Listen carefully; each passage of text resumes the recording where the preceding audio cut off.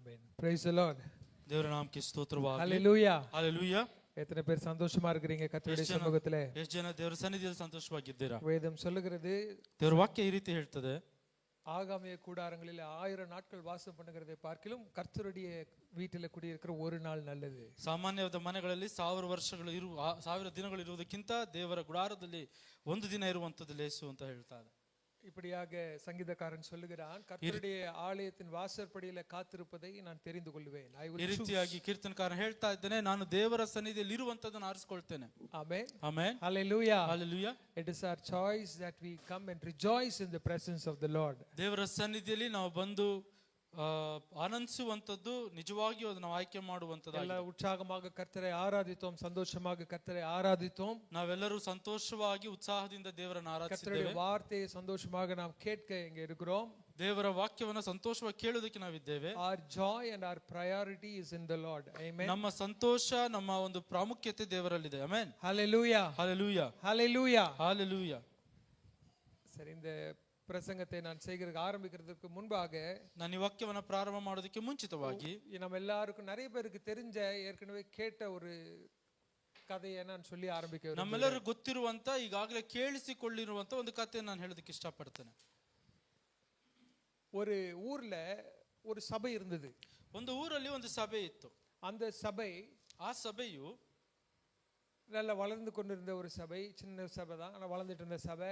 ತುಂಬಾ ಚಿಕ್ಕ ಸಭೆ, ಆದ್ರೆ ತುಂಬಾ ಬೆಳೀತಾ ಇರುವಂತ ಒಂದು ಸಭೆ.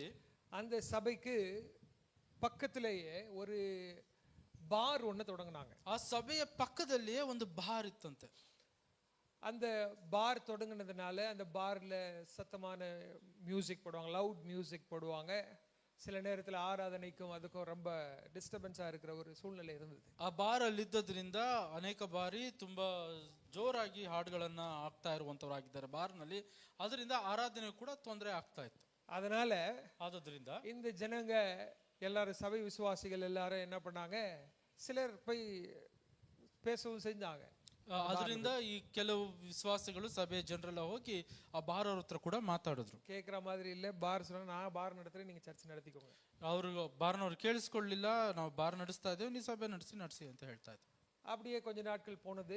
ಹಾಗೆ ಕೆಲವು ದಿನಗಳ ನಂತರ ಸಭೆಯಲ್ಲಿ ಎಲ್ಲರೂ ಸೇರಿ ಇದಕ್ಕಾಗಿ ಜೆபிப்போம் என்று ಜೆபிக்க ಆರಂಭಿಸಿದರು. ಸಭೆ ಎಲ್ಲರೂ ಸೇರಿ ಇದಕ್ಕಾಗಿ ನಾವು ಪ್ರಾರ್ಥನೆ ಮಾಡೋಣ ಅಂತ ಹೇಳಿ ಪ್ರಾರ್ಥನೆ ಮಾಡೋದಕ್ಕೆ நல்ல ஊக்கமாய் ஜெபித்தார்கள், உபவாசம் பண்ணி எல்லாம் ஜெபித்தார்கள். ಎಲ್ಲರೂ ಉಪವಾಸದಿಂದ, ಎಲ್ಲರೂ ಪ್ರೋತ್ಸಾಹದಿಂದ ಪ್ರಾರ್ಥನೆ ಮಾಡುವಂತವರಾಗ್ತಾರೆ. நாட்கள் நடந்து கொண்டிருந்த போது, ಈಗ ಕೆಲವು ದಿನಗಳು ನಡೆದುವಾಗ திடீர்னு சொல்லி ஒரு ಫೈರ್ ಆಕ್ಸಿಡೆಂಟ್ல அந்த ಬಾರ್ ಎರಿஞ்சு போச்சு. ದಿಢೀರ್ ಅಂತ ಹೇಳಿ ಒಂದು ಬೆಂಕಿ, ಅಕಸ್ಮಾತ್ ಆಗಿ ಒಂದು ಬೆಂಕಿ ಬಿದ್ದು ಬಾರ್ ಸುಟ್ಟು ಹೋಯ್ತು. ஒரு ஃபயர் ஆக்சிடென்ட்ல கம்ப்ளீட்டா பார் எரிஞ்சு போன உடனே அந்த பார் முதலாளி ಆ ಬೆಂಕಿಯಿಂದ ಬಾರ್ ಕಂಪ್ಲೀಟ್ ಆಗಿ ಸುಟ್ಟು ಹೋದ್ರಿಂದ ಬಾರ್ನ ಯಜಮಾನನು பக்கத்துல இருக்கிற போலீஸ் ஸ்டேஷனுக்கு போய் ಕಂಪ್ಲೇಂಟ್ பண்ணிட்டாரு. ಪಕ್ಕದಲ್ಲಿರುವಂತ ಪೊಲೀಸ್ ಸ್ಟೇಷನ್ಗೆ ಹೋಗಿ ಕಂಪ್ಲೇಂಟ್ ಕೊಡ್ತಾರೆ. என்ன ಕಂಪ್ಲೇಂಟ್ பண்ணிட்டாரு? ಏನ್ ಕಂಪ್ಲೇಂಟ್ ಮಾಡ್ತಾರೆ? இந்த சர்ச்சுக்காரங்க ஜெபம் பண்ணி அந்த பாரை எரிச்சிட்டாங்க. ಈ ಚರ್ಚ್ನವರು ಪ್ರಾರ್ಥನೆ ಮಾಡಿ ನನ್ನ ಬಾರನ್ನ ಸುಟ್ಟು ಹಾಕಿದ್ರು. எப்படி சர்ச்சுக்காரங்க ஜெபம் பண்ணி அந்த பாரை என்ன பண்ணிட்டாங்க? ಈ ಚರ್ಚ್ನವರು ಏನ್ ಮಾಡಿದ್ರಂತೆ? ಪ್ರಾರ್ಥನೆ ಮಾಡಿ ಬಾರನ್ನ ಸುಟ್ಟು ಹಾಕಿದ್ರು. இத கேஸ் போட்டு நீதிபதி வரைக்கும் போயிடுச்சு. நீதிபதி கூப்பிட்டு விசாரிக்கிறாரு. ಇದು ಕೇಸ್ ಆಗಿ ಕೋರ್ಟ್ ವರೆಗೆ ಹೋಗಿದೆ. ಕೋರ್ಟ್ನವರು ಕರೆದು ವಿಚಾರಿಸ್ತಾ ಇದ್ದಾರೆ. கூப்பிட்டு அந்த சர்ச்சுக்காரங்களை கேக்குறாரு, நீங்க அந்த பாரை க்ளோஸ் பண்ணணும்னு ஜெபம் பண்ணீங்களா? ಅವ್ರನ್ನ ಕರೆದು ಸಭೆಯವ್ರನ್ನ ಕೇಳ್ತಾ ಇದ್ದಾರೆ, ನೀವು ಬಾರ್ ಕ್ಲೋಸ್ ಆಗ್ಬೇಕು ಅಂತ ಪ್ರಾರ್ಥನೆ ಮಾಡಿದ್ರ? இவங்க சொன்னாங்க, அது எரியறதுக்கு நாங்க காரணம் கிடையாது, ஆனா பார் க்ளோஸ் ஆகணும்னு ஜெபம் பண்ணதெல்லாம், அது டிஸ்டர்பன்ஸ் இருக்குது ஜெபம் பண்ணதெல்லாம் உண்மை. அப்படி இப்படின்னு எப்படியோ மலிப்பி கிளப்பி ಸ್ಟ್ರೈಟ್ ಆನ್ಸರ್ பண்ணாம அப்படியே ಮಳಿಪಿ ಗಿಳಿಪಿ ಪಾಕறாங்க. ಅವರು ಕೇಳಿದ ಪ್ರಶ್ನೆಗೆ ಅವರು ಹೇಳ್ತಾ ಇದ್ರು, ಬಾರ್ ಕ್ಲೋಸ್ ಆಗ್ಬೇಕಂತ ಪ್ರಾರ್ಥನೆ ಮಾಡಿದ್ದು ಸತ್ಯನೇ, ಆದ್ರೆ ಸುಟ್ಟೋಗ್ಬೇಕು ಅಂತಲ್ಲ ಅಂತ ಹೇಳಿ ಸುತ್ತುವರೆದು ನೇರವಾಗಿ ಉತ್ತರ ಕೊಡ್ತಾ ಇದ್ರು. ಬಾರ್ ಕಾರಣ பார்த்து ஜஸ்டிஸ் கேக்குறாரு. ಬಾರ್ ಅವರನ್ನು ನೋಡಿ ಆ ಒಂದು ಜಡ್ಜ್ ಕೇಳ್ತಾ ಇದ್ದಾರೆ, இந்த பார் எரிறதுக்கு இவங்க ஜெபம் தான் காரணம்னு நினைக்கிறியா, இல்ல வேற ஏதாவது எலக்ட்ரிக்கல் டிஸ்சார்ஜ் இல்ல வேற ஏதாவது காரணங்கள் இருந்திருக்கலாம்? ನಿನ್ನ ಬಾರ್ ಸುಟ್ಟು ಹೋಗುವುದಕ್ಕಾಗಿ ಇವರ ಪ್ರಾರ್ಥನೆ ಅಂತ ನೀನು ನಂಬ್ತಾ ಇದೀಯಾ ಅಥವಾ ಬೇರೆ ಏನಾದ್ರೂ ಕಾರಣ ಇದೆ ಅಂತ ಅಂದ್ಕೊಂಡಿದ್ಯಾ ಅಂತ ಕೇಳ್ತಾರೆ. அவன் சொல்றான், எலக்ட்ரிக்கல் வேலை எல்லாம் பர்ஃபெக்ட்டா தான் பண்ணிருக்கோம், வேற எந்த பிரச்சனையும் கிடையாது. ಅವನು ಹೇಳ್ತಾನೆ, ಎಲೆಕ್ಟ್ರಿಕಲ್ ಕೆಲಸ ಎಲ್ಲ ತುಂಬಾ ಚೆನ್ನಾಗಿದೆ, ಯಾವುದೇ ತೊಂದರೆ ಇಲ್ಲ, இவங்க ஜெபம் தான், ಇವರು ಪ್ರಾರ್ಥನೆನೇ அப்படின்னு வழக்கு இந்த பக்கம் அந்த பக்கமும் போயிட்டு இருக்கு. இவங்க சர்ச்சுக்காரங்க இல்ல எங்க ஜெபம் கிடையாதுங்கிறாங்க, அவன் உங்க ஜெபம் தாங்கிறான். ಅವ್ರು ಹೇಳ್ತಾರೆ, ಅಲ್ಲಿ ಸಭೆ ಮಾಡಿರುವಂತದ್ದು ಹೇಳುವಾಗ ಸಭೆ ಹೇಳ್ತಾ ಇಲ್ಲ ನಮ್ಮ ಪ್ರಾರ್ಥನೆ ಮುಖಾಂತರವಾಗಿ ಅಲ್ಲ ಅಂತ ಹೇಳ್ತಾ ಇದ್ದಾರೆ. ஜட்ஜ் ரொம்ப கன்ஃபியூஷன் ஆகி அவர் என்ன சொன்னாருன்னா, ಜಡ್ಜ್ ತುಂಬಾ ಕಲವಳಗೊಂಡು ಅವ್ರು ಏನ್ ಹೇಳಿದ್ರು ಏನಂತದ್ದಾದ್ರೆ, இங்க ஒரு சர்ச் இருக்குது, ಇಲ್ಲೊಂದು ಸಭೆ ಇದೆ, அவங்க ஜெபத்தால ஒண்ணும் நடக்கலன்னு நம்புறாங்க. ಅವರ ಪ್ರಾರ್ಥನೆ ಮುಖಾಂತರವಾಗಿ ಏನೂ ನಡೆದಿಲ್ಲ ಅಂತ ನಂಬ್ತಾ இங்க ಇದ್ದಾರೆ. ஒரு பார் ஓனர் இருக்கிறான், ஆனா அவன் என்ன நம்புறான்னா இந்த சர்ச்சோட ஜெபத்தினால ಕಾರ್ಯಗಳು ನಡೆದಿರುக்குன்னு ಇಲ್ಲೊಂದು நம்புறான். ಬಾರ್ ಓನರ್ ಇದ್ದಾನೆ, ಅವನೇ ನಂಬ್ತಾ ಇದ್ದೇನಂತ, ಸಭೆ ಪ್ರಾರ್ಥನೆ ಮಾಡಿದಕ್ಕಾಗ ಅವ್ನು ಬಾರ್ ಸುಟ್ಟು ಹೋಯ್ತು ಅಂತ ಪ್ರಾರ್ಥನೆ தன்னுடைய ஜெபத்தை நம்பாத ஒரு சபையும் சபையின் ஜெபத்தை நம்பின ஒரு பார் ஓனரும்னு தலைப்புல போட்டிருப்பாங்க போல. ಅವರ ಪ್ರಾರ್ಥನೆಯೇ ನಂಬದೇ ಇರುವಂತ ಒಂದು ಸಭೆಯು ಆ ಪ್ರಾರ್ಥನೆ ನಂಬಿರುವಂತ ಒಬ್ಬ ಬಾರ್ ಓನರ್ ಕೂಡ ಇರುವಂತವರಾಗಿದ್ದಾರೆ. நிறைய வேளைகளிலே கிறிஸ்தவர்களாக நம்முடைய ஜெபமும் அவ்வளவு பரிதாபமாகத்தான் இருக்கிறது. ಅನೇಕ ಬಾರಿ ನಾವು ಕ್ರೈಸ್ತವರಾಗಿ ನಮ್ಮ ಪ್ರಾರ್ಥನೆಗಳು ಕೂಡ ಅದೇ ರೀತಿಯಾಗಿರುವಂತವಾಗಿದ್ದಾವೆ. வேதம் சொல்லுகிறது, விசுவாசம் உள்ளவர்களாய் நீங்க ஒரு ஒரு மரத்தை பார்த்து வேரோடு பிடுங்கப்பட்டு கடல்ல போய் விழு அப்படின்னு சொன்னா அது நடக்கும்னு வசனம் சொல்லுது. ದೇವರ ವಾಕ್ಯ ಹೇಳ್ತಾ ಇದೆ, ನಂಬಿಕೆಯಿಂದ ಒಂದು ಮರಕ್ಕೆ ನೋಡಿ ಅದು ಬೇರ್ ಸಮೇತ ಕಿತ್ತು ಹೋಗಿ ಬಿದ್ದೋಗು ಅಂತ ಹೇಳುವುದಾದ್ರೆ ಸಮುದ್ರದಲ್ಲಿ ಬಿದ್ದು ಹೋಗ್ತದೆ ಅಂತ ವಾಕ್ಯ ಹೇಳ್ತದೆ. வேதம் சொல்லுகிறது, விசுவாசம் உள்ளவர்களாய் நீங்கள் ஜெபத்தில் எவைகளை கேட்பீர்களோ அதை பெற்றுக்கொள்வீர்கள். ದೇವರ ವಾಕ್ಯ ಹೇಳ್ತಾ ಇದೆ, ನಂಬಿಕೆ ಮುಖಾಂತರ ನೀವು ಏನನ್ನ ಕೇಳಿಕೊಳ್ತೀರೋ ಅದನ್ನು ಕೊಡಲ್ಪಡುವಂತದ್ದಾಗಿದೆ. வேதம் சொல்லுகிறது, நீங்க விசுவாசம் உள்ளவனா இந்த மலையை பார்த்து சொன்னா அது என்ன ஆகும்? ಬಿದ್ದು ಹೋಗ್ತದೆ. ದೇವರ ವಾಕ್ಯ ಹೇಳ್ತಾ ಇದೆ, ನೀವು ನಂಬಿಕೆಯಿಂದ ಬೆಟ್ಟಕ್ಕೆ ಹೇಳುವುದಾದ್ರೆ ಏನಾಗ್ತದೆ? ಬೆಟ್ಟ ಸರಿಯುವಂತದ್ದು. ஜெபத்தை குறித்து அவ்வளவு பவர்ஃபுல்லான காரியங்களை வசனம் சொல்லுகிறது. ஆனா இன்றைக்கு பலருடைய ஜெபம் பரிதாபமானதாக இருக்கிறது. ಪ್ರಾರ್ಥನೆಯ ವಿಷಯವಾಗಿ ಅನೇಕ ಕಾರ್ಯಗಳು ದೇವರ ವಾಕ್ಯ ಹೇಳ್ತಾ ಇದೆ, ಆದ್ರೆ ಆಲೋಚನೆಕರ ಏನಪ್ಪಾ ಎನ್ನುತ್ತದಾದ್ರೆ ಅನೇಕರ ಪ್ರಾರ್ಥನೆ ಆ ರೀತಿಯಾಗಿಲ್ಲ. இன்னொரு விதத்துல சொல்ல போவேனே ஆனால் இன்றைக்கு ஆவியானவருடைய உள்ளத்துல போட்ட ஒரு விஷயம் என்னன்னா, ஸ்பிரிச்சுவல் ரெசிஸ்டன்ஸ், ஆவிக்குரிய தடைகள். இந்த தடைகளை நாம் எப்படி உடைக்கிறது, ஜெபத்தினால எப்படி உடைக்கிறது. ಇನ್ನೊಂದು ಕಾರ್ಯ ದೇವರ ಆತ್ಮನ ನನ್ನೊಳಗೆ ಕೊಟ್ಟಂತ ಆಲೋಚನೆ ಏನಪ್ಪಾ ಅನ್ನೋದಾದ್ರೆ, ಆತ್ಮಿಕ ಕಾರ್ಯಗಳು ನಮ್ಮಲ್ಲಿ ಮಾಡದಿರುವಂತೆ ತಡಿತಾ ಇರುವಂತದ್ದು ரெசிஸ்டன்ஸ், ಆತ್ಮಿಕ ಒಂದು ತಡೆ. அந்த தடைகளை எப்படி உடைக்கிறது, ಆ ತಡೆಗಳನ್ನು ಯಾವ ರೀತಿ ನಾವು ಹೊಡೆಯುವಂತದ್ದು. ஜெபத்தினாலே தடைகள் உடையன்னு எத்தனை பேர் விசுவாசிக்கிறீங்க? ಪ್ರಾರ್ಥನೆ ಮುಖಾಂತರವಾಗಿ ತಡೆಗಳು ಒಡೆದೋಗ್ತವೆ ಅಂತ ಎಷ್ಟು ಜನ ನಂಬ್ತಾ ಇದ್ದಾರೆ? ஜெபத்தினாலே மாத்திரமே தடைகள் உடையங்கிறது எத்தனை பேர் நம்புறீங்க? ಪ್ರಾರ್ಥನೆ ಮುಖಾಂತರವಾಗಿ ಮಾತ್ರವೇ ತಡೆಗಳು ಒಡೆಯೋದಕ್ಕೆ ಸಾಧ್ಯ. ஆமென், ಆಮೆನ್. இந்த உலகத்துல கர்த்தர் நம்மை அழைத்த காரியங்களை நாம் செய்கிறதுக்கு பிரயாசப்படுகிற வேளையில, ಈ ಲೋಕದಲ್ಲಿ ಕರ್ತನ ನಮ್ಮನ್ನ ಕರೆದಂತ ಒಂದು ವಿಷಯಗಳಲ್ಲಿ ನಾವು ಪ್ರಯತ್ನ ಮಾಡುವಂತ ಒಂದು ಕಾರ್ಯದಲ್ಲಿ அதை நடக்க கூடாது அப்படிங்கிறதுக்கான தடையை உண்டு பண்ணுகிறதுக்கு சத்துரு கிரியை செய்து கொண்டிருக்கிறான். ಅದು ನಡಿಬಾರದು ಅಂತ ಹೇಳಿ ಅದನ್ನು ತಡೆಯುವಂತದ್ದು ಸೈತಾನನ ಅಥವಾ ಶತ್ರುವಿನ ಒಂದು ಕಾರ್ಯವಾಗಿ, எவனை விடுங்களாமோ என்று வகை தேடி சுற்றி திரிகிற சாத்தான் ಯಾರನ್ನ ನುಂಗಿ ಬಿಡ್ಲಿ ಅಂತ ಅವನು ಸುತ್ತಾಡ್ತಾ ಇರುವಂತ ಒಂದು ಸೈತಾನನು. நாம் ஜாக்கிரதையோடு விழித்திருந்து ஜெபிக்க வேண்டியது அவசியம். ನಾವು ಜಾಗ್ರತೆಯಿಂದ ಎಚ್ಚರಗೊಂಡು ಪ್ರಾರ್ಥನೆ ಮಾಡಬೇಕು. உங்களுடைய வாழ்க்கையில do you see a resistance in your life? ನಿಮ್ಮ ಜೀವನದಲ್ಲಿ ನೀವು ಆ ಒಂದು ತಡೆಯನ್ನ ಕಾಣ್ತಾ ಇರುವಂತವರಾಗಿದ್ದೀರಾ? உங்களை வளர விடாம, உங்களை மட்டுப்படுத்தி வைத்திருக்கிற, இல்ல ஆவிக்குரிய விதத்துல உங்களை முன்னேறி செல்ல விடாமல் உங்கள் ஊழியத்தினுடைய ப்ராக்ரஸை தடுத்து கொண்டிருக்கிற ஒரு ரெசிஸ்டன்ஸ் நீங்க பாக்குறீங்களா? ನೀವು ಆತ್ಮಿಕವಾಗಿ ಬೆಳೆಯದಂತೆ, ನಿಮ್ಮ ಸೇವೆಯು ಬೆಳೆಯದಂತೆ ಒಂದು ತಡೆ ಆಗ್ತಾ ಇರುವಂತದ್ದನ್ನು ನೋಡ್ತಾ ಇದ್ದೀರಾ? தனிப்பட்ட வாழ்க்கையில நீங்கள் எதிர்பார்த்திருக்கிற சில ஒரு பிரேக் த்ரூவை வரவிடாமல் தடுத்து நிற்கிற ஒரு தடையை நீங்க காண்கிறீர்களோ? ನಿಮ್ಮ ಆತ್ಮಿಕ ಜೀವನದಲ್ಲಿ ನೀವು ಹೊಂದಿಕೊಳ್ಳಬೇಕಾಗಿರುವಂತ ಕಾರ್ಯಗಳು, ಆಶೀರ್ವಾದಗಳನ್ನ ಹೊಂದಿಕೊಳ್ಳದೇ ಇರುವಂತೆ ಏನೋ ಒಂದು ತಡಿತಾ ಇದೆ ಅಂತ ಅಂದ್ಕೊಳ್ತಾ ಇದ್ದೀರಾ? கர்த்தர் இன்றைக்கு அந்த தடைகளை உடைக்க வல்லவராய் இருக்கிறார் என்று நீங்க விசுவாசிக்கணும். ದೇವರು ಇವತ್ತು ಆ ತಡೆಗಳನ್ನು ಒಡೆದು ಹಾಕುವುದಕ್ಕಾಗಿ ಶಕ್ತರಾಗಿದ್ದಾರೆ ಅಂತ ನಾವು ನಂಬ್ತೇವೆ.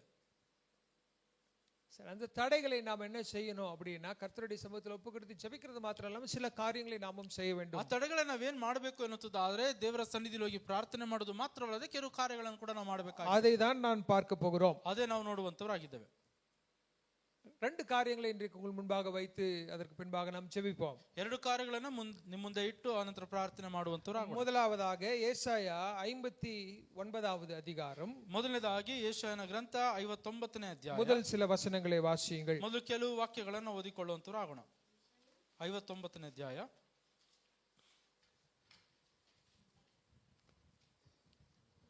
ಪ್ರಾರಂಭದಿಂದ ಓದಿ ಸಿಸ್ಟರ್.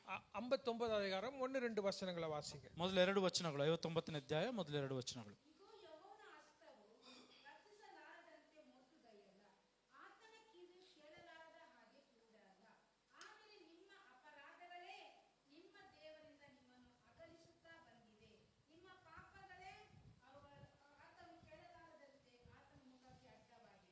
போது சிஸ்டர். ரட்சிக்க கூடாதபடிக்கு கர்த்தருடைய கரம் குறுகி போனதோ, ಯೆಹೋವನ ಹಸ್ತವು ರಕ್ಷಿಸಲಾರದಂತೆ ಮೋಟುಗೈಯೋ, கேட்கக்கூடாதபடிக்கு அவருடைய செவி மந்தமாக இருக்கிறதா? ಆತನ ಕಿವಿಯು ಕೇಳಲಾರದೆ ಹಾಗೆ ಕಿವುಡಾಗಿದೆಯಾ? Is our God limited? நம்முடைய ஆண்டவர் வல்லமை குறைந்து போச்சோ? ನಮ್ಮ ದೇವರ ಒಂದು ಬಲವು ಕಮ್ಮಿ ಆಗಿದೆಯಾ? நம்முடைய ஆண்டவர் கண் காணாதபடிக்கு குருடராகவோ இல்ல செவிடராகவோ இருக்கிறாரா? ನಮ್ಮ ದೇವರು ಕಣ್ಣು ಕಾಣದೆ ಕುರುಡರಾಗಿಯೋ ಅಥವಾ இல்ல ಕಿವುಡರಾಗಿರುವಂತರಾಗಿದ್ದಾರಾ? கர்த்தர் பலவீனராக இருக்கிறாரா? ಅಥವಾ ದೇವರು ಬಲಹೀನರಾಗಿರುವಂತರಾಗಿದ್ದಾರಾ? ஆனா நம்முடைய வாழ்க்கையில ஏன் கர்த்தருடைய கிரியைகளை, அந்த பலத்த கிரியைகளை நம்மால பார்க்க முடிகிறது இல்லை? ಆದ್ರೆ ನಮ್ಮ ಜೀವನಗಳಲ್ಲಿ ಯಾಕೆ ದೇವರ ಒಂದು ಬಲವಾದ ಕಾರ್ಯಗಳನ್ನ ಅದ್ಭುತಗಳನ್ನ ಕಾಣೋದಕ್ಕೆ ಸಾಧ್ಯವಾಗ್ತಾ ಇಲ್ಲ? தீர்க்கதரிசி கர்த்தருடைய ஆவியினாலே ஏவப்பட்டவராக இங்க உரைக்கிறார். ಈ ಪ್ರವಾದಿಯು ದೇವರ ಆತ್ಮನಿಂದ ತುಂಬಿಸಲ್ಪಟ್ಟಂತವನಾಗಿ ಇಲ್ಲಿ ಬರಿತಾ உங்களுடைய ಇರುವಂತವನಾಗಿದ್ದಾನೆ. வாழ்க்கையில இருக்கிற தடைக்கு காரணம் கர்த்தருடைய பலன் குறைவு அல்ல. ನಿಮ್ಮ ಜೀವನದಲ್ಲಿ ಇರುವಂತ ತಡೆಗಳ ಕಾರಣ ದೇವರ ಬಲ ಕಮ್ಮಿ ಆಗಿದೆ ಅಂತ ಅಲ್ಲ. உங்கள் ஜெபம் கேட்கப்படாததற்கு கர்த்தருடைய செவி மந்தமானதாக இல்லை. ನಿಮ್ಮ ಪ್ರಾರ್ಥನೆ ಕೇಳಿಸಿಕೊಳ್ಳದೆ ಇರುವಂತೆ ದೇವರು ಕಿವುಡಾಗಿಲ್ಲ. ஆனால் ಆದ್ರೆ இங்க தடை இருக்கிறதுக்கு காரணம் என்ன? ತಡೆ ಆಗ್ತಾ ಇರೋದಕ್ಕೆ ಕಾರಣ ಏನಪ್ಪಾ? உங்கள் அக்கிரமங்களின் நிமித்தமே, ನಿಮ್ಮ ಅಪರಾಧಗಳೇ உங்கள் அக்கிரமங்களே உங்களுக்கும் உங்கள் தேவனுக்கும் நடுவாக பிரிவினை உண்டாக்குகிறது. ನಿಮ್ಮ ಪಾಪಗಳೇ ಆತನು ಕೇಳಲಾರದಂತೆ ಆತನ ಮುಖಕ್ಕೆ ಅಡ್ಡವಾಗಿವೆ. It brings a separation. பாவம் ஒரு பிரிவினை உண்டாக்குகிறது. ಒಂದು ಬೇರ್ಪಾಡನ್ನು ತರುವಂತದ್ದಾಗಿದೆ. ಪಾಪವು ಒಂದು ಬೇರ್ಪಾಡನ್ನು ತರುವಂತದ್ದಾಗಿದೆ. குறிப்பாக கர்த்தருடைய பிள்ளைகளுடைய வாழ்க்கையில ரகசிய பாவம் இருக்குமேயானால் அது ஆவிக்குரிய வளர்ச்சிக்கும் விடுதலைக்கும் ஒரு ரெசிஸ்டன்ஸ் ஆக, ஒரு தடையாக மாறிடும். ದೇವರ ಮಕ್ಕಳ ಜೀವನದಲ್ಲಿ ಯಾವುದಾದ್ರೂ ರಹಸ್ಯ ಪಾಪಗಳಿರುವುದಾದ್ರೆ ಅದು ದೇವರ ಕಾರ್ಯಕ್ಕೂ ನಮ್ಮ ಜೀವನದಲ್ಲಿ ಅದ್ಭುತಗಳನ್ನು ನೋಡುವುದಕ್ಕಾಗಿಯೂ ಒಂದು ತಡೆಯನ್ನು ಉಂಟು ಮಾಡುವಂತದ್ದಾಗಿದೆ. நம்முடைய வாழ்க்கையில நீண்ட தடையாக இருக்கிற சில காரியங்களை நம்ம ஆழ்ந்து அதனுடைய வேரை நாம பார்ப்போமே ஆனால், ನಮ್ಮ ಜೀವನದಲ್ಲಿ ತಡೆಯಾಗಿರುವಂತಹ ಕಾರ್ಯಗಳು ನಾವು ಹೊಂದಿಕೊಳ್ಳಬೇಕು ಎನ್ನುವಂತದ್ದಾದ್ರೆ அதற்கு தடை ஒருவேளை நம்முடைய பாவமாகவோ ಅದಕ್ಕೆ ತಡೆ நம்முடைய அக்கிரமமாகவோ இருக்குமே ஆனால், ಅದಕ್ಕೆ ತಡೆ ಒಂದು ವೇಳೆ ನಮ್ಮ ಅಪರಾಧಗಳು ಪಾಪಗಳು ಆಗಿರುವುದಾದ್ರೆ அதை எடுக்காம, ಅದನ್ನು ತೆಗೆಯದೆ அந்த அக்கிரமத்தையும் பாவத்தையும் நாம விட்டு விட்டு கர்த்தருடைய ரத்தத்தினாலே பரிசுத்தமாகாமல் விடுதலை பெறுவது என்பது கூடாத காரியம். ಆ ರಕ್ತವನ್ನ ಪಾಪವನ್ನ ನಾವು ಬಿಟ್ಟು ಪವಿತ್ರರಾಗಿ ಹೊಂದಿಕೊಳ್ಳದೆ ಪರಿಶುದ್ಧರಾಗಿ ಇರದೇ ಇರುವುದಾದ್ರೆ ಆಗುದಿಲ್ಲ. நீங்க எல்லாரும் கேள்விப்பட்டிருப்பீங்க, இந்த ஹார்ட் சம்பந்தமான விஷயங்களில் இருதய வால்வ்ல சில நேரங்களில் என்ன ஆயிடும்னா ஒரு அடைப்பு ஏற்படும். அந்த அடைப்பு ஏற்படுறது தான் ஹார்ட் அட்டாக்னு சொல்லுவாங்க. ನೀವು ಕೇಳಿಸಿಕೊಂಡಿರಬಹುದು, ಈ ಹೃದಯದ ಒಂದು ಸಂಬಂಧವಾಗಿ ಹೃದಯದಲ್ಲಿರುವಂತಹ ಒಂದು ಆರ್ಟರೀಸ್ ಅಲ್ಲಿ ಬ್ಲಾಕ್ ಆಗುವಾಗ ಆಗ್ಲೇ ಹಾರ್ಟ್ ಅಟ್ಯಾಕ್ ಆಗುವಂತದ್ದಾಗಿದೆ. அந்த இருதயத்துக்கு ரத்தம் போய் அங்கிருந்து ரத்தம் சீரா வெளியே வந்தாதான் உடல் சரியாக இயங்கும். ಆ ಹೃದಯದೊಳಗೆ ರಕ್ತ ಹೋಗಿ ಅಲ್ಲಿಂದ ಮತ್ತೆ ರಕ್ತ ಹೊರ ಬಂದ್ರೆ ಮಾತ್ರ ಆರೋಗ್ಯಕ್ಕೆ ಒಳ್ಳೆಯದು. இதற்கு தடையாக அந்த ஹார்ட்குள்ள இருக்கிற அந்த நரம்புகளில் இருக்கிற பிளாக் என்று சொல்லுகிற அந்த அடைப்பு, கொழுப்பு வளர்ச்சியோ இல்லை ஏதோ ஒரு அடைப்பு இருக்கிறது. அந்த அடைப்பு என்ன செய்யப்படணும்? நீக்கப்படணும். ಅದಕ್ಕೆ ತಡೆಯಾಗಿ ಹೃದಯದಲ್ಲಿ ಆ ಒಂದು ರಕ್ತ ಬರದಂತೆ ಅಲ್ಲಿರುವಂತ ಬ್ಲಾಕ್ಗಳು ಇರುವುದಾದ್ರೆ ಅದೇನ್ ಮಾಡ್ತಾ ಇದೆ ಅಂತ ರಕ್ತ ಹೊರ ಬರುವಂತೆ ಬಿಡೋದಿಲ್ಲ. டாக்டர்ஸ் என்ன பண்ணுவாங்க? டாக்டர்கள் ಏನ್ ಮಾಡ್ತಾರೆ? அந்த நரம்பு வழியாக ஒரு ஆஞ்சியோகிராம் பண்ணி, இல்லைன்னா அது ஆஞ்சியோபிளாஸ்டி சேம் ப்ரொசீஜர், நரம்புக்குள்ள அந்த கருவியை செலுத்தி எங்க அடைப்பு இருக்கிறதோ அந்த அடைப்பை நீக்குவார்கள். ಆ ಡಾಕ್ಟರ್ಗಳು ಏನ್ ಮಾಡ್ತಾರೆ? ನರದ ಮುಖಾಂತರವಾಗಿ ಆಂಜಿಯೋಗ್ರಾಮ್ ಮಾಡಿ ಅದಂತರ ಅಲ್ಲಿ ಒಂದು ಸ್ಟಂಟ್ ಹಾಕುವಂಥದ್ದು ಏನೋ ಮಾಡಿ ಅದನ್ನ ನಿಗಿಸ್ತಾರೆ. அதை விட்டுட்டு, ಅದನ್ನ ಬಿಟ್ಟು ரத்தம் தானே வேணும், ರಕ್ತ ತಾನೇ ಬೇಕು, இன்னும் 2 பாட்டில் ரத்தம் ஏத்து, ಇನ್ನೊಂದ್ 2 ಬಾಟ್ಲು ರಕ್ತವನ್ನ ಕೊಡು, அடைப்பை எடுக்க வேண்டாம், ಅಲ್ಲಿರುವ ತಡೆಯನ್ನ ತೆಗೆಯೋದು, இன்னும் ரத்தம் ஏத்து, ಇನ್ನ ರಕ್ತವನ್ನ ಕೊಡು, இன்னும் நிறைய போமோகிரானேட்ஸ் வாங்கி சாப்பிடு, ಇನ್ನ ಕೆಲವು ದಾಳಿಂಬೆ ಹಣ್ಣುಗಳನ್ನು ತೆಗೆದುಕೊಂಡು ತಿನ್ನು, இன்னும் நிறைய ஏபிசி ஜூஸ் வாங்கி குடிங்க, டேட்ஸ் சாப்பிடுங்க, ABC ಜ್ಯೂಸ್ ಅಂತಾರೆ, ಆಮೇಲೆ ಖರ್ಜೂರವನ್ನ ತೆಗೆದುಕೊಂಡು ತಿನ್ನಿ. ரத்த புஷ்டி ஆகிறதுக்கு என்னென்ன உணவு இருக்கோ அதெல்லாம் சாப்பிடுங்க, சப்ளிமெಂಟ್ சாப்பிடுங்க, ರಕ್ತ ಹೆಚ್ಚಾಗುವುದಕ್ಕೆ ಏನೇನ್ ಬೇಕೋ ಎಲ್ಲವನ್ನ ತೆಗೆದುಕೊಳ್ಳಿ, ಸಪ್ಲಿಮೆಂಟ್ ಗಳನ್ನು ಕೂಡ ತೆಗೆದುಕೊಳ್ಳಿ, சாப்பிடுங்க, மெடிசின் சாப்பிடுங்க, ಮೆಡಿಸಿನ್ಗಳು ತಗೊಳ್ರಿ, ಟಾನಿಕ್ ಗಳನ್ನ ಕುಡಿರಿ. ரத்தம் நிறைய இருக்கலாம் வெளியே, ஆனா ரத்தம் அந்த ஹார்ட்டுக்குள்ள ஊடுருவி உள்ள போகுமா? ರಕ್ತ ಹೊರಗೆ ತುಂಬಾ ಚೆನ್ನಾಗಿರ್ತದ, ಆದ್ರೆ ಹಾರ್ಟ್ ಬ್ಲಾಕ್ ಇರುವುದಾದ್ರೆ ಒಳಗೆ ಹೋಗ್ತದ? ಹೋಗುತ್ತಾ? ஒரு ஓவர் டேங்க் நிறைய ரத்தத்தை வச்சு அதுக்கு அடியில நீங்க உட்கார்ந்தாலும், ಆ ಓವರ್ ಟ್ಯಾಂಕ್ ಅಲ್ಲಿ ಪೂರ್ತಿ ರಕ್ತವನ್ನು ತುಂಬಿಸಿ ಅದ್ರ ಕೆಳಗೆ ನೀವು ಕೂತ್ಕೊಂಡ್ರು ಕೂದ್ರ அந்த இருதயத்தினுடைய பிளாக் எடுக்கப்படலன்னா, அந்த அடைப்பு எடுக்கப்படலன்னா, ಆ ಹೃದಯದಲ್ಲಿರುವಂತ ಬ್ಲಾಕ್ ಅನ್ನ ತೆಗೆಯದೇ ಇರುವುದಾದ್ರೆ நீங்க அது அந்த இருதயத்தை என்ன செய்ய முடியாது, சீராக இயங்க வைக்க முடியாது. ಆ ಹೃದಯ ಏನ್ ಮಾಡೋದಕ್ಕಾಗಲ್ಲ, ಸರಿಯಾಗಿ ಮಾಡೋದಕ್ಕೆ ಸಾಧ್ಯವಿಲ್ಲ. நான் என்ன சொல்றேன்னு புரியுதுங்களா? ನಾನೇನ್ ಹೇಳ್ತಾ ಅರ್ಥ ಆಗ್ತಾ ಇದೆಯಾ? நிறைய பேர் என்ன பண்றோம்னா, ಅನೇಕರು ನಾವೇನ್ ಮಾಡ್ತೇವೆ, பிரச்சனை வந்த உடனே பிளட் டொனேஷன் கேம்புக்கு ஓடிடுறோம். ನಮಗ್ ಸಮಸ್ಯೆ ಬಂದ ಕೂಡಲೇ blood donation camp, give me more blood, ನನಗಿನ್ನ ಹೆಚ್ಚಾದ ರಕ್ತವನ್ನು ಕೊಡು, இன்னும் வேற என்னென்ன சப்ளிமெண்ட்ஸ் இருக்கோ கொடுங்க, ಇನ್ನ ಏನೇನಿದಾವೋ ಎಲ್ಲವನ್ನ ಕೊಡು, வேற எந்தெந்த NGOக்கு போக முடியுமோ எல்லாம் போய் நீங்களே எனக்கு உதவி செய்யுங்கய்யா, ಎಲ್ಲೆಲ್ಲಿ ಹೋಗ್ಬೇಕೋ ಹೋಗಿ ಅಪ್ಪ ನೀವು ನಂಗೆ ಸಹಾಯ ಮಾಡ್ರಿ, நீங்க எனக்கு இன்னும் ரத்தம் கொடுங்க, ಇನ್ನ ರಕ್ತ ಕೊಡ್ರಿ. விசிட்டர்ஸ்க்கு வந்தவங்க எல்லாம் உங்ககிட்ட ரத்தம் இருக்கா, ஹாஸ்பிட்டல்ல பாக்க விசிட்டருக்கு எல்லாம் ಹಾಸ್ಪಿಟಲ್ ನೋಡೋದಕ್ಕೆ ಬಂದವ್ರನ್ನೆಲ್ಲ ನಿಮ್ಮ ಹತ್ರ ರಕ್ತ ಇದೆಯಾ ಕೊಡಿ, அப்படியெல்லாம் பண்ணோம்னா விசிட்டரே வரமாட்டாங்க. ಆ ರೀತಿ ಮಾಡಿದ್ರೆ ನಮ್ಮ ನೋಡಕ್ಕೆ ಯಾರು ಕೂಡ ಬರೋದಿಲ್ಲ. விசிட்டர் வந்தா ஏதோ கொண்டு வருவாங்க நினைச்சா இவங்க வந்து நம்ம ரத்தத்தையே கேக்குறாங்க.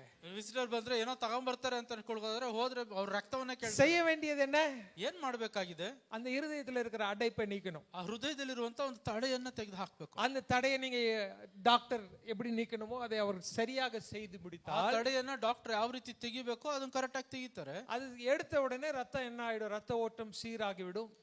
ಅದು ತೆಗೆದ ಕೂಡಲೇ ಏನಾಗ್ತದೆ, ರಕ್ತ ಹೋಗುವಂತ ಸ್ಥಳ ಶುದ್ಧವಾಗ್ತದೆ, ರಕ್ತ ಕ್ಲೀನ್ ಆಗಿ ಹೋಗ್ತದೆ. சில வேளைகளில் அந்த லாங் டைம் ஆஃப் ரெசிஸ்டன்ஸ் இருந்துட்டே இருக்கு அப்படின்னா, you need to dig deeper and find out what is that block. ಕೆಲವು ಸಂದರ್ಭಗಳಲ್ಲಿ ಆ ಒಂದು ತಡೆ ತುಂಬಾ ಹೆಚ್ಚಿನ ದಿನಗಳಿಂದ ಇತ್ತು ಎನ್ನುವಂಥದ್ದು ಆದ್ರೆ ನೀವು ಆಳವಾಗಿ ಹೋಗಿ ಕಂಡುಹಿಡಬೇಕು ಏನದು ತಡೆತಾ ಇರುವಂಥದ್ದು. என்னுடைய வாழ்க்கையில ಕೇಡಾನவைகள் இருக்குமோ, ನನ್ನ ಜೀವನದಲ್ಲಿ ಯಾವ್ದಾದ್ರು ಕೆಟ್ಟ ಕಾರ್ಯಗಳಿದ್ದಾವೆ, சங்கீதக்காரன் 66வது சங்கீதத்தில் இப்படியாக சொல்லுகிறார். 66ನೇ ಕೀರ್ತನೆಯಲ್ಲಿ ಈ ರೀತಿ ಹೇಳ್ತಾ ಇದ್ದಾನೆ. 16வது வசனத்திலிருந்து வாசிங்க. 66 16 66வது சங்கீதம் 66ನೇ 16வது வசனம் 16ನೇ ವಚನ.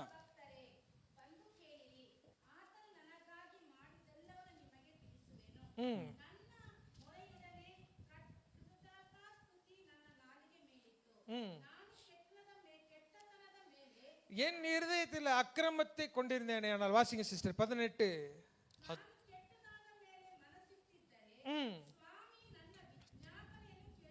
போதும் போதும் போதும். இங்க சங்கீதக்காரன் சொல்லுகிறார், ಕೀರ್ತನಕಾರ ಈ ರೀತಿ ಹೇಳ್ತಾ ಇದ್ದಾನೆ, என் சகோதரர்களே வந்து கேளுங்க, நான் சாட்சி சொல்லுகிறேன். ನನ್ನ ಸಹೋದರರೇ ಕೇಳಿ, ನಾನು ನಮ್ಮ ಸಾಕ್ಷಿ ಹೇಳ್ತೇನೆ. என் ஜெபத்தை கர்த்தர் கேட்டார், ನಾನು ದೇವರನ್ನ ಪ್ರಾರ್ಥನೆ ಕೇಳಿ எனக்கு விடுதலை கர்த்தர் கொடுத்திருக்கிறார். ದೇವರು ನನಗೆ ಬಿಡುಗಡೆಯನ್ನು ಕೊಟ್ಟಿದ್ದಾರೆ. அதுல முக்கியமான ஒரு சத்தியத்தை 18வது வசனத்துல சொல்றாரு. ಆದ್ರೆ 18ನೇ ವಚನದಲ್ಲಿ ಒಂದು ಸತ್ಯವನ್ನು ಹೇಳ್ತಾ ಇದ್ದಾರೆ, அக்கிரம சிந்தை நான் கொண்டிருந்தேயானால் என்னுடைய ஜெபம் கேட்கப்படாது. ನಾನು ಕೆಟ್ಟತನದ ಮೇಲೆ ಮನಸ್ಸಿಟ್ಟಿದ್ರೆ ಸ್ವಾಮಿ ನನ್ನ ವಿಜ್ಞಾಪನೆಯನ್ನು ಕೇಳುತ್ತಿರಲಿಲ್ಲ. If I had sinned, if I had cherished sin in my heart, ನನ್ನ ಹೃದಯದಲ್ಲಿ ಒಂದು ಪಾಪವನ್ನ ನಾನು ಇಟ್ಟುಕೊಂಡಿರುವುದಾದ್ರೆ, இதுல ஒரு வித்தியாசம் இருக்கு.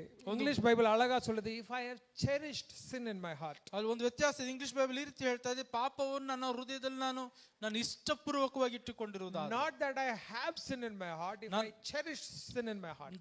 ಬೇರೆ ಪಾಪ ಹೃದಯದಲ್ಲಿ ಇರುವಂತದ್ದು ಮಾತ್ರವಲ್ಲ, ನಾನು ಇಷ್ಟಪಟ್ಟು ಇಟ್ಟುಕೊಳ್ಳುವಂಥದ್ದು. இங்கதான் ஒரு வித்தியாசம் இருக்குது. ಇಲ್ಲೊಂದು ವ್ಯತ್ಯಾಸ ಇದೆ. சிலர்கிட்ட பாத்தீங்கன்னா, ஒரு உதாரணத்துக்கு சொல்றேன், பணம் இருக்காது ஆனா பண ஆசை இருக்கும். ಕೆಲವರಿಗೆ ನೋಡೋದಾದ್ರೆ ಅವ್ರ ಹತ್ರ ದುಡ್ಡು ಇರೋದಿಲ್ಲ, ಆದ್ರೆ ದುಡ್ಡಿನ ಆಸೆ ಇರ್ತದೆ. சிலருடைய வாழ்க்கையில பாத்தீங்கன்னா, யாரையும் தப்பா நினைச்சுக்காதீங்க, யாரையும் கொலை பண்ணிருக்க மாட்டாங்க, ஆனா சிந்தையில வந்து எத்தனையோ பேரை கொண்டு குவிச்சிருப்பாங்க. ಕೆಲವರು ಜೀವನದಲ್ಲಿ ಯಾವ ರೀತಿ ಇರ್ತದೆ ಅಂದ್ರೆ, ತಪ್ಪಾಗಿ ತಿಳ್ಕೊಬೇಡಿ, ಅವ್ರು ಯಾರನ್ನು ಕೊಲೆ ಮಾಡಿಲ್ಲ, ಆದ್ರೆ ಅವ್ರ ಆಲೋಚನೆಯಲ್ಲಿ ಅನೇಕರನ್ನ ಸಾಯಿಸ್ಬಿಟ್ಟಿರ್ತಾರೆ. This is called killing in your heart. This is called cherishing sin in your heart. ಅದೇನ್ ಹೇಳ್ತಾರೆ, ನಿಮ್ಮ ಹೃದಯದಲ್ಲಿ ಅವರನ್ನ ಕೊಲ್ಲುವಂಥದ್ದು, ಅದೇ ರೀತಿಯಾಗಿ ನಿಮ್ಮ ಹೃದಯದಲ್ಲಿ ಒಂದು ಪಾಪವನ್ನು ಸಂತೋಷಿಸುವಂಥದ್ದು. They wouldn't have committed sin. ಅವರು ಪಾಪ ಮಾಡಿರೋದಿಲ್ಲ, ஆனா இருதயத்தின் நினைவு எப்படி இருக்குது? ಆದ್ರೆ ಹೃದಯದ ಆಲೋಚನೆ ಯಾವ ರೀತಿ ಇದೆ? ஆண்டவர் கிரியைகளை பார்க்கிறாரா, இருதயத்தை பார்க்கிறாரா? ದೇವರು ಕಾರ್ಯಗಳನ್ನು ನೋಡ್ತಾ ಇದ್ದಾರೆ ಅಥವಾ ಹೃದಯವನ್ನು ನೋಡ್ತಾ ಇದ್ದಾರಾ? அதனாலதான் ಅದಕ್ಕಾಗಿ ஆண்டவராகிய இயேசு கிறிஸ்து இப்படியாக சொல்லி பிரசங்கம் பண்ணும்போது இப்படியாக சொல்றாரு, ಕರ್ತನಾದ ಯೇಸು ಈ ರೀತಿಯಾಗಿ ಪ್ರಸಂಗ ಮಾಡ್ತಾರೆ, விபச்சாரம் செய்யாதிருப்பாயாக அப்படின்னு உங்களுக்கு நியாய பிரமாணம் சொல்லுகிறது. ವ್ಯಭಿಚಾರ ಮಾಡಬೇಡ ಅಂತ, ஆனால் நான் உங்களுக்கு சொல்லுகிறேன், ಆದ್ರೆ ನಾನು ನಿಮಗೆ ஒரு ಹೇಳ್ತೇನೆ, ஸ்திரியை இல்லைன்னா புருஷனை, it applies to both the genders, இச்சையோடு பார்க்கிறவன் என்ன செய்கிறான்? இருதயத்துல ಆದ್ರೆ ವಾಕ್ಯ ಹೇಳ್ತಾ ಇದ್ದಾನೆ ವ್ಯಭಿಚಾರ ಮಾಡಬಾರದು ಅಂತ ಕೇಳಿದಿರಷ್ಟೇ. ಆದ್ರೆ ಯಾವನು ತನ್ನ ಒಬ್ಬ ಸ್ತ್ರೀಯಾಗ್ಲಿ ಪುರುಷನಾಗ್ಲಿ ಮತ್ತೊಬ್ಬರನ್ನ ನೋಡಿ ಮೋಹಿಸುವುದಾದ್ರೆ ತಮ್ಮ ಹೃದಯದಲ್ಲಿ ಈಗಾಗಲೇ ಪಾಪ ಮಾಡಿದಂತವರಾಗಿದ್ದಾರೆ ಅಂತ ಹೇಳ್ತಾರೆ. சோ இங்க ஒரு வித்தியாசம் இருக்கிறது. ಇಲ್ಲೊಂದು ವ್ಯತ್ಯಾಸ ಇದೆ. ஒன்னு பாவ கிரியை, ಒಂದು ಪಾಪದ ಕ್ರಿಯೆ, இன்னொன்னு பாவ எண்ணம், ಇನ್ನೊಂದು ಪಾಪದ ಆಲೋಚನೆ. சிலருக்கு வந்து in the real life they will have they will not have the act of sin, but in their thought life, ಆದ್ರೆ ಕೆಲವರು ಈ ರೀತಿ ಇರುವಂತದ್ದಾಗಿದೆ. ಅವರು ಪಾಪದ ಕ್ರಿಯೆಗಳನ್ನ ಮಾಡುವುದಿಲ್ಲ, ಆದ್ರೆ ಅವರ ಆಲೋಚನೆ ಜೀವನದಲ್ಲಿ, தங்களுடைய சிந்தை என்னும் மண்டலத்திலே, அவங்களுடைய எண்ண வாழ்க்கையில, ಆಲೋಚನೆ ಎನ್ನುವಂತ ಜೀವನದಲ್ಲಿ, ಆಲೋಚನೆ ಕಾರ್ಯಗಳಲ್ಲಿ, அவங்களுடைய வாழ்க்கையில ಅವರ ಜೀವನ அசுத்தம் இருக்குமே ஆனால், ಆ ರೀತಿಯಾಗಿ ಅಶುದ್ಧವೇ ಇತ್ತು ಅನ್ನುವಂಥದ್ದು. அதனாலதான் சங்கீதக்காரன் சொல்லுகிறார், ಅದಕ್ಕಾಗಿ என்னுடைய இருதயத்திலே நான் பாவத்தை நேசித்திருப்பேனே ஆனால், if I have cherished sin in my heart, ನಾನು ಕೆಟ್ಟತನದ ಮೇಲೆ ಮನಸ್ಸಿಟ್ಟಿದ್ದರೆ கர்த்தருடைய ஜெபத்தை கேட்க மாட்டார். ಸ್ವಾಮಿ ನನ್ನ ವಿಜ್ಞಾಪನೆಯನ್ನು ಕೇಳುತ್ತಿರಲಿಲ್ಲ. ஹalleluya, ಹಲ್ಲೆಲೂಯಾ. தேவ ஜனமே, when you see resistance, தடைகளை பார்க்கும் பொழுது, ದೇವಜನರೇ, ನೀವು ತಡೆಯನ್ನು ನೋಡುವಾಗ உங்களுடைய வாழ்க்கையை நல்ல go down the lane and see ನಿಮ್ಮ ಜೀವನದಲ್ಲಿ ಮತ್ತೆ ನೀವು ಹೋಗಿ ನೋಡ್ರಿ, if there is any sin in your life, ನಿಮ್ಮ ಜೀವನದಲ್ಲಿ ಯಾವುದಾದ್ರೂ ಪಾಪ ಇದೆಯಾ, and see if you're cherishing sin in your heart. ನಿಮ್ಮ ಹೃದಯದಲ್ಲಿ ಪಾಪವನ್ನ ಸಂತೋಷಿಸ್ತಾ ಇದ್ದಾರೆ ಅನ್ನುವಂಥದ್ದನ್ನು ನೋಡ್ರಿ. அது ஒருவேளை இருக்குமே ஆனால், ಆ ರೀತಿಯಾಗಿ ಇತ್ತೇ ಅನ್ನುವಂಥದ್ದು நம்முடைய விடுதலைக்கு அது ஒரு பெரிய தடையாக மாறிவிடும். ನಮ್ಮ ಬಿಡುಗಡೆಗೆ ಒಂದು ದೊಡ್ಡ ತಡೆಯಾಗಿ இருதயம் சீர்படாமல் ஒருவனும் விடுதலை பெற முடியாது. ಹೃದಯ ಬದಲಾಗದೆ ಒಬ್ಬರು ಕೂಡ ಬದಲಾಗೋದಕ್ಕೆ ಸಾಧ್ಯ ಇಲ್ಲ. ஏன் தெரியுமா? ಯಾಕೆ ಗೊತ್ತಾ? ஏன் தெரியுமா? ಯಾಕೆ ಗೊತ್ತಾ? அந்த இருதயங்கிற மெயின் சுவிட்ச் இன்னும் பிசாசுடைய கையில தான் இருக்கு. ಯಾಕೆಂದ್ರೆ ಆ ಹೃದಯ ಎನ್ನುವಂತ ಮೇನ್ ಸ್ವಿಚ್ ಸೈತಾನನ ಕೈಯಲ್ಲೇ ಇದೆ. ஒரு லேண்ட குறித்த ஒரு டிஸ்பியூட் இருந்தது. ಒಂದು ಸ್ಥಳದ ವಿಷಯವಾಗಿ, ஒரு வீட்டை குறித்த கோர்ட் கேஸ், ಒಂದು ಮನೆ ವಿಷಯವಾಗಿ ಒಂದು ಕೋರ್ಟ್ ಕೇಸ್ ಇತ್ತು. அந்த கோர்ட் கேஸ்ல ரெண்டு பேர் வழக்காடுறாங்க. இது என்னதுன்னு ஒருத்தர் சொல்றான், ஒருத்தர் சொல்றான். ಕೋರ್ಟ್ ಕೇಸ್ ಅಲ್ಲಿ ಇಬ್ರು ಈ ರೀತಿಯಾಗಿ ಜಗಳ ಮಾಡ್ತಾ ಇದ್ರು. ಇದು ನಂದು ಅಂತ ಒಬ್ರು ಹೇಳ್ತಾರೆ, ಇನ್ನೊಬ್ರು ನಂದು ಅಂತ ಹೇಳ್ತಾರೆ. அந்த வீட்டினுடைய அந்த வீடு உண்மையாகவே ஒரு மனுஷனுக்கு சேர வேண்டியது, ஆனா இன்னொருத்தன் அதை கிளைம் பண்றான். ನಿಜವಾಗ್ಲೂ ಆ ಮನೆಯು ಬೇರೊಬ್ಬರಿಗೆ ಸೇರಬೇಕಾಗಿತ್ತು, ಆದ್ರೆ ಮತ್ತೊಬ್ಬರು ನಂದು ಅಂತ ಹೇಳ್ತಾರೆ. ಇವನು ಡಾಕ್ಯುಮೆಂಟ್ಸ್ வச்சிருக்கான், ಅವನು ಡಾಕ್ಯುಮೆಂಟ್ಸ್ வச்சிருக்கான். ಇವನ ಹತ್ರ ಕೂಡ ಬೇಕಾಗಿರುವಂತ ಪತ್ರಗಳಿದ್ವು, ಅವನ ಹತ್ರ ಕೂಡ ಪತ್ರಗಳಿದ್ದವು. கடைசியில போய் யாருடைய லேண்ட் இது இல்லையோ, யாருக்கு இதுல உண்மையான பங்கு இல்லையோ, அவன் ஒண்ணு மட்டும் கேட்டான். ಕಡೆಯದಾಗಿ ಯಾರ ಈ ಮನೆ ಯಾರು ಸ್ವತ್ತು ಅಲ್ವೋ ಅವನೊಂದು ಪ್ರಶ್ನೆ ಕೇಳ್ತಾನೆ. சார், இந்த வீட்டை நான் விட்டு கொடுத்துறேன், ಸರ್ ಈ ಮನೆ ನಾನು ಬಿಟ್ಕೊಡ್ತೇನೆ, ஆனா எனக்கு ஒண்ணு மட்டும் வேணும். ನಂಗೆ ಒಂದೇ ಒಂದು ಕಾರ್ಯ ಮಾತ್ರ ಬೇಕು. அந்த வீட்டுடைய தலைவாசல்ல, ಆ ಮನೆಯ ಒಂದು ವಾಸ್ಕಲಲ್ಲಿ ஒரு ஆணி நான் அடிப்பேன், ಒಂದು ಮಳೆಯನ್ನು ನಾನು ಹೊಡಿತೇನೆ. அந்த ஆணி எனக்கு, ಆ ಮಳೆ ನಂದು, அந்த ஆணியில நான் என்ன வேணா செய்வேன், ಆ ಮಳೆಯಲ್ಲಿ ನಾನು ಏನ್ ಬೇಕಾದ್ರೂ ಮಾಡ್ತೇನೆ. வீடெல்லாம் நீங்க வச்சுக்கோங்க, அந்த ஆணி மட்டும் எனது. ಆ ಮನೆಯೆಲ್ಲ ನೀವು ಇಟ್ಕೊಳ್ಳಿ, ಅದರ ಮಳೆ ಮಾತ್ರ ನಂದು அப்படின்னு சொன்ன உடனே இவனுக்கு என்னடா இப்படி ஒரு கேள்வி கேட்கறான்னு சொல்லிட்டு அவனும் யோசிக்காம சரின்னு விட்டு கொடுத்துட்டான். ಅವನ ಆಪೋಸಿಟ್ ಇದ್ದಂತವನು ಯಾಕೆ ಈ ರೀತಿ ಹೇಳ್ತಾ ಇದ್ದೇನೆ ಅಂತೇಳಿ ಯೋಚನೆ ಮಾಡಿದ್ರೆ ಆಯ್ತು ಅಂತ ಒಪ್ಕೊಬಿಟ್ಟ. ಓಕೆ, ಮನಸ್ಸು ದೃಢಪಡಿಸಿட்டு ಕೇளுங்க, ಮನಸ್ಸು ಗಟ್ಟಿ ಮಾಡ್ಕೊಂಡು ಕೇಳಿಸ್ಕೊಳ್ಳಿ. அந்த ஆணியில இவன் என்ன செய்தான்னா, ಆ ಆಣಿಯಲ್ಲಿ ಇವನೇನ್ ಮಾಡ್ದ ಅಂದ್ರೆ ஒரு செத்த நாயை கட்டி கொண்டு வந்து கட்டிட்டான். ಒಂದು ಸತ್ತಂತ ನಾಯಿಯನ್ನು ತೆಗೆದುಕೊಂಡು ಬಂದು ಕಟ್ಟದ. கோர்ட் பிரகாரம் இப்ப என்ன, அந்த ஆணி அவனுடையது, ஆணியில இவன் கட்டுற எதையும் அவன் கட்டக்கூடாது. ಕೋರ್ಟ್ ಪ್ರಕಾರ ಏನಪ್ಪಾ ಏನಂತಂದ್ರೆ ಆಣಿ ಅವಂದು, ಅದರಲ್ಲಿ ಅವನು ಕಟ್ಟುವಂತದ್ದು ಯಾವ್ದು ಕೂಡ ಅವನು ತೆಗಿಬಾರ್ದು. வீடே இவனுடையது, ஆனா ஒரே ஒரு ஆணியை விட்டு கொடுத்திருந்தா அந்த ஆணியில இப்ப என்ன எடுக்குது, துர்நாற்றம் எடுக்குது. ಈಗ ಮನೆ ಅವಂದು, ಆಣಿ ಮಾತ್ರ ಅವಂದು. ಈಗ ಆಣಿಯಲ್ಲಿರುವಂತದ್ದು ಏನಾಗ್ತಾ ಇದೆ, ದುರ್ನಾತ ಬರ್ತಾ ಇದೆ. அந்த வீட்டுல குடியிருக்க முடியுமா? ಅಲ್ಲಿ ಮನೇಲಿ ಇರುವುದಕ್ಕೆ ಸಾಧ್ಯನಾ? சொல்லுங்க, அந்த வீட்டுல குடியிருக்க முடியுமா? ಮನೇಲಿ ಇರೋದಕ್ಕೆ ಸಾಧ್ಯನಾ? ஒண்ணுமே பண்ண முடியாது. வீடே என்னது, அந்த ஆணி மட்டும் தான் அவனது, ஆனா அந்த வீட்டுல குடியிருக்க முடியாது. ಆ ಮನೆ ಪೂರ್ತಿ ನಂದೆ, ಆದ್ರೆ ಆಣಿ ಅವಂದು, ಆದ್ರೆ ಮನೇಲಿ ನಾನು ಇರೋದಕ್ಕೆ ಸಾಧ್ಯ. நாரி நாற்றம் எடுத்த பிறகு அந்த வீட்டு ஓனர் நீயே எடுத்துಕೊಂಡು அதை விட்டு ஓடிட்டான். ಆ ಒಂದು ಗಬ್ಬು ನಾತ ಹೊಡೆದ ನಂತರ ಮನೆ ಓನರ್ ಹೇಳ್ದ, ನೀನೇ ಎದ್ಕೋ ಮನೇಲಿ ಅಂತ ಓಡಿಯೋದ. அவன் கொடுத்ததெல்லாம் என்ன, ಅವನು ಕೊಟ್ಟಂತದ್ದೆಲ್ಲ ஒரே ஒரு ஆணி, ಒಂದೇ ಒಂದು ಆಣಿ. ஆனா போனது என்ன, ಆದ್ರೆ ಹೋಗಿದ್ದು முழு வீடும் போச்சு. ಸಂಪೂರ್ಣ ಮನೆ ಹೋಯ್ತು. பிசாசு இப்படிதான் கிரியை செய்வான். ಸೈತಾನನು ಕೂಡ ಇದೇ பாவம் இப்படித்தான் நம்முடைய வாழ்க்கையில கிரியை ಇದೇ செய்யும். ರೀತಿ ಕೆಲಸ It ಮಾಡ್ತಾನೆ. will not look big in the beginning. ಅದು ಪ್ರಾರಂಭದಲ್ಲಿ ದೊಡ್ಡದಾಗಿ ಕಾಣಿಸ್ತಾ ಇರುತ್ತೆ. ஐயோ, இந்த மனுஷனுக்கு இவ்வளவு நல்ல காரியங்கள் இருக்குது, ஆனா இது ஒண்ணுதான். ಅವನ ಜೀವನದಲ್ಲಿ ಇಷ್ಟೆಲ್ಲಾ ಕಾರ್ಯಗಳಿದ್ದಾವೆ, ಆದ್ರೆ ಇದೊಂದು ಮಾತ್ರ.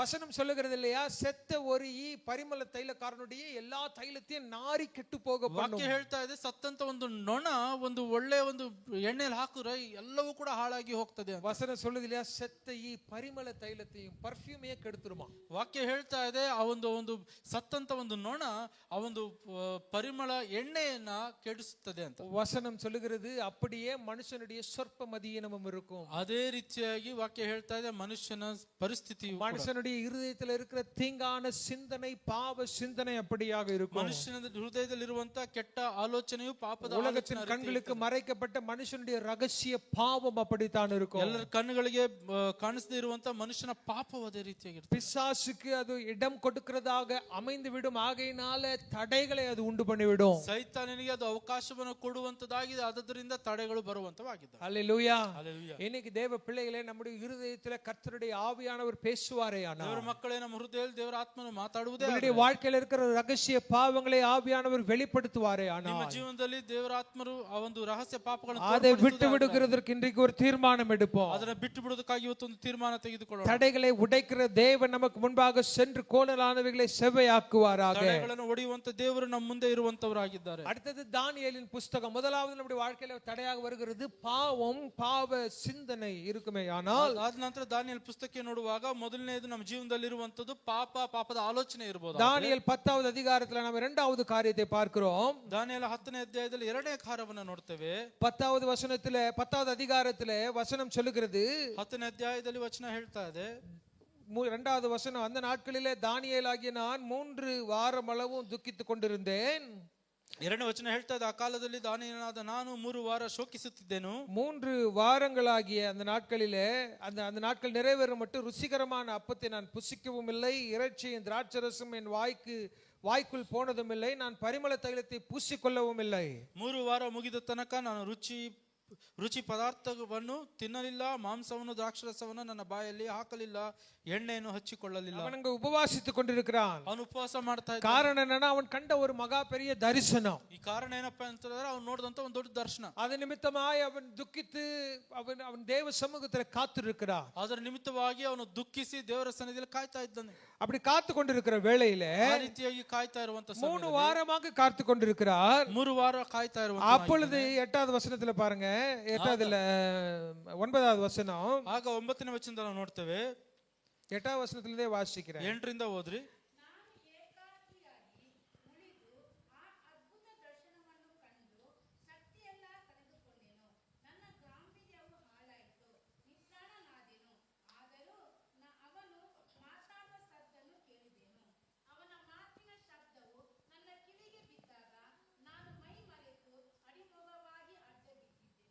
வாசிங்க சிஸ்டர்.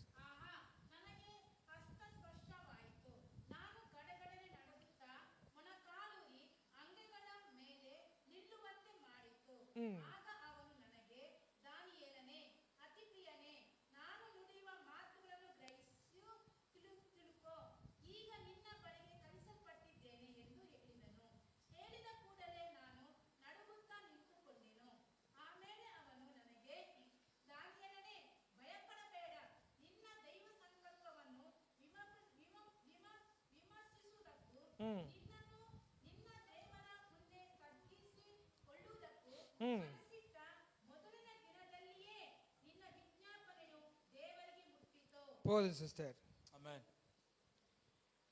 தானியேல் 3 வாரமாக ஜெபித்துக் கொண்டிருக்கிறார். ದಾನಿಯೇಲ 3 ವಾರ ಪ್ರಾರ್ಥನೆ ಮಾಡ್ತಾ ಇದ್ದ. அந்த ஜெபத்திற்கு பதில் வந்ததாக தெரியல. ಅವನಿಗೆ ಒಂದು ಪ್ರಾರ್ಥನೆಗೆ ಉತ್ತರ ಸಿಕ್ಕದ. எந்த ஒரு தீர்மானமான பதில் இன்னும் வரல, டெலிவரன்ஸ் வரல, ಅಲ್ಲೊಂದು ಬಿಡುಗಡೆ ಬರಲಿಲ್ಲ, இன்னும் ஒரு ரெவலேஷன் வரல, ಇನ್ನ ಯಾವುದೇ ರೀತಿ ಪ್ರಕಟಣೆ ಬರಲಿಲ್ಲ. அப்படி காத்து கொண்டிருக்கிற வேளையில 21வது கடைசி நாளில திடீரென்று ஒரு புருஷன் தோன்றுகிறார். ಆ ರೀತಿಯಾಗಿ ನಡೆಯುವಾಗ 21ನೇ ದಿನ ಅಥವಾ ಕಡೆಯ ದಿನದಲ್ಲಿ ಒಬ್ಬ ಮನುಷ್ಯನ ಕಾಣಿಸ್ತಾನೆ. அவனுடைய கை அவனை தூக்கி தானியேலை தூக்கி நிறுத்துகிறது. ಅವನ ಕೈ ದಾನಿಯೇಲನನ್ನ ಎತ್ತಿ அவனுடைய வார்த்தை தானியேலை பலப்படுத்துகிறது. ಅವನ ಮಾತುಗಳು ದಾನಿಯೇಲನಿಗೆ ಬಲ ಕೊಡುತ್ತದೆ. தொடுதல் தானியேலுக்கு சக்தியை கொடுக்கிறது. ಅವನು ಮುಟ್ಟುವುದು ದಾನಿಯೇಲನಿಗೆ ಶಕ್ತಿ ಕೊಡುತ್ತದೆ. அவன் முழங்கால்களுக்கும் அவனுடைய கால்களுக்கும் அது பலனை கொடுத்து அவனை ஊன்றி நிற்க செய்கிறது. ಅವನ ಮೊಣಕಾಲುಗಳಿಗೂ ಕಾಲುಗಳಿಗೂ ಬಲವನ್ನು ಕೊಟ್ಟು ಅವನ ಮೊಣಕಾಲಿರುವಂತೆ ಮಾಡ್ತದೆ. ஊன்றி நிறுத்தி என்ன சொல்லுகிறார் அந்த புருஷன்?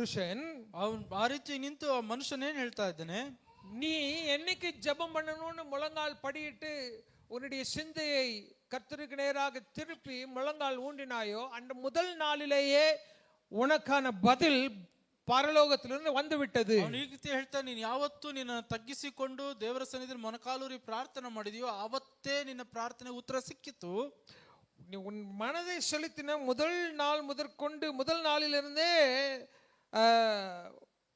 உன் வார்த்தைகள் கேட்கப்பட்டது. your prayers were answered. ಅಲ್ಲಿ ವಾಕ್ಯ ಹೇಳ್ತಾ ಇದೆ, ಮೊದಲನೇ ದಿನವೇ ನಿನ್ನ ವಿಜ್ಞಾಪನೆಯು ದೇವರಿಗೆ ಮುಟ್ಟಿತು. முதல் நாளிலேயே அப்ப பதில் கிடைச்சிச்சு. அப்போ what took so long? 21 நாட்கள் தடையேன்? ಅಲ್ಲಿ ಮೊದಲನೇ ದಿನವೇ ಪ್ರಾರ್ಥನೆ ಉತ್ತರ ಸಿಕ್ತು, ಆದ್ರೆ 21 ದಿನ ಯಾಕೆ ತಡೆ ಆಯ್ತು? முதல் நாளிலேயே ஜெபம் கேட்கப்பட்டுச்சுன்னா இன்னும் 21 நாட்கள் கழித்து வருகிறதே காரணம் என்ன? ಮೊದಲನೇ ದಿನವೇ ಪ್ರಾರ್ಥನೆ ಬಂತು ಅನ್ನುವಂಥದ್ದು, ಆದ್ರೆ 21 ದಿನಗಳ ತಡೆ ಕಾರಣ ಏನು? 13வது வசனத்துல பாத்தீங்கன்னா, பெர்சியா ராஜ்யத்தின் அதிபதி 21 நாள் மட்டும் எனக்கு எதிர்த்து நின்றான். 13ನೇ ವಚನ ಹೇಳ್ತಾ ಇರುತ್ತೆ, ಪರ್ಷಿಯನ ರಾಜ್ಯದ ದಿವ್ಯ ಪಾಲಕನು 21 ದಿವಸ ನನ್ನನ್ನು ತಡೆಯಲು. 21 நாள் யார் தடுத்து நிறுத்தியிருக்கிறா? ಯಾರು ತಡಿತಾ ಇದೆ 21 ದಿನ? பெர்சியாவின் அதிபதி, ಪರ್ಷಿಯ ರಾಜ್ಯದ ದಿವ್ಯ ಪಾಲಕನು. தானியேலுக்கு வருகிற இந்த பதில இந்த மனுஷன் கொண்டு வராமல் அவனை தடுத்து நிறுத்துகிறான். ಈ ವ್ಯಕ್ತಿಯ ಒಂದು ದಾನಿಯೇಲಿಗೆ ಬರುವಂತ ಉತ್ತರವನ್ನ ಹೊಂದಿಕೊಳ್ಳದಂತೆ ಒಬ್ಬ ತಡಿತಾ ಇರುವಂತವನಾಗಿದ್ದಾನೆ. நல்லா கவனிங்க.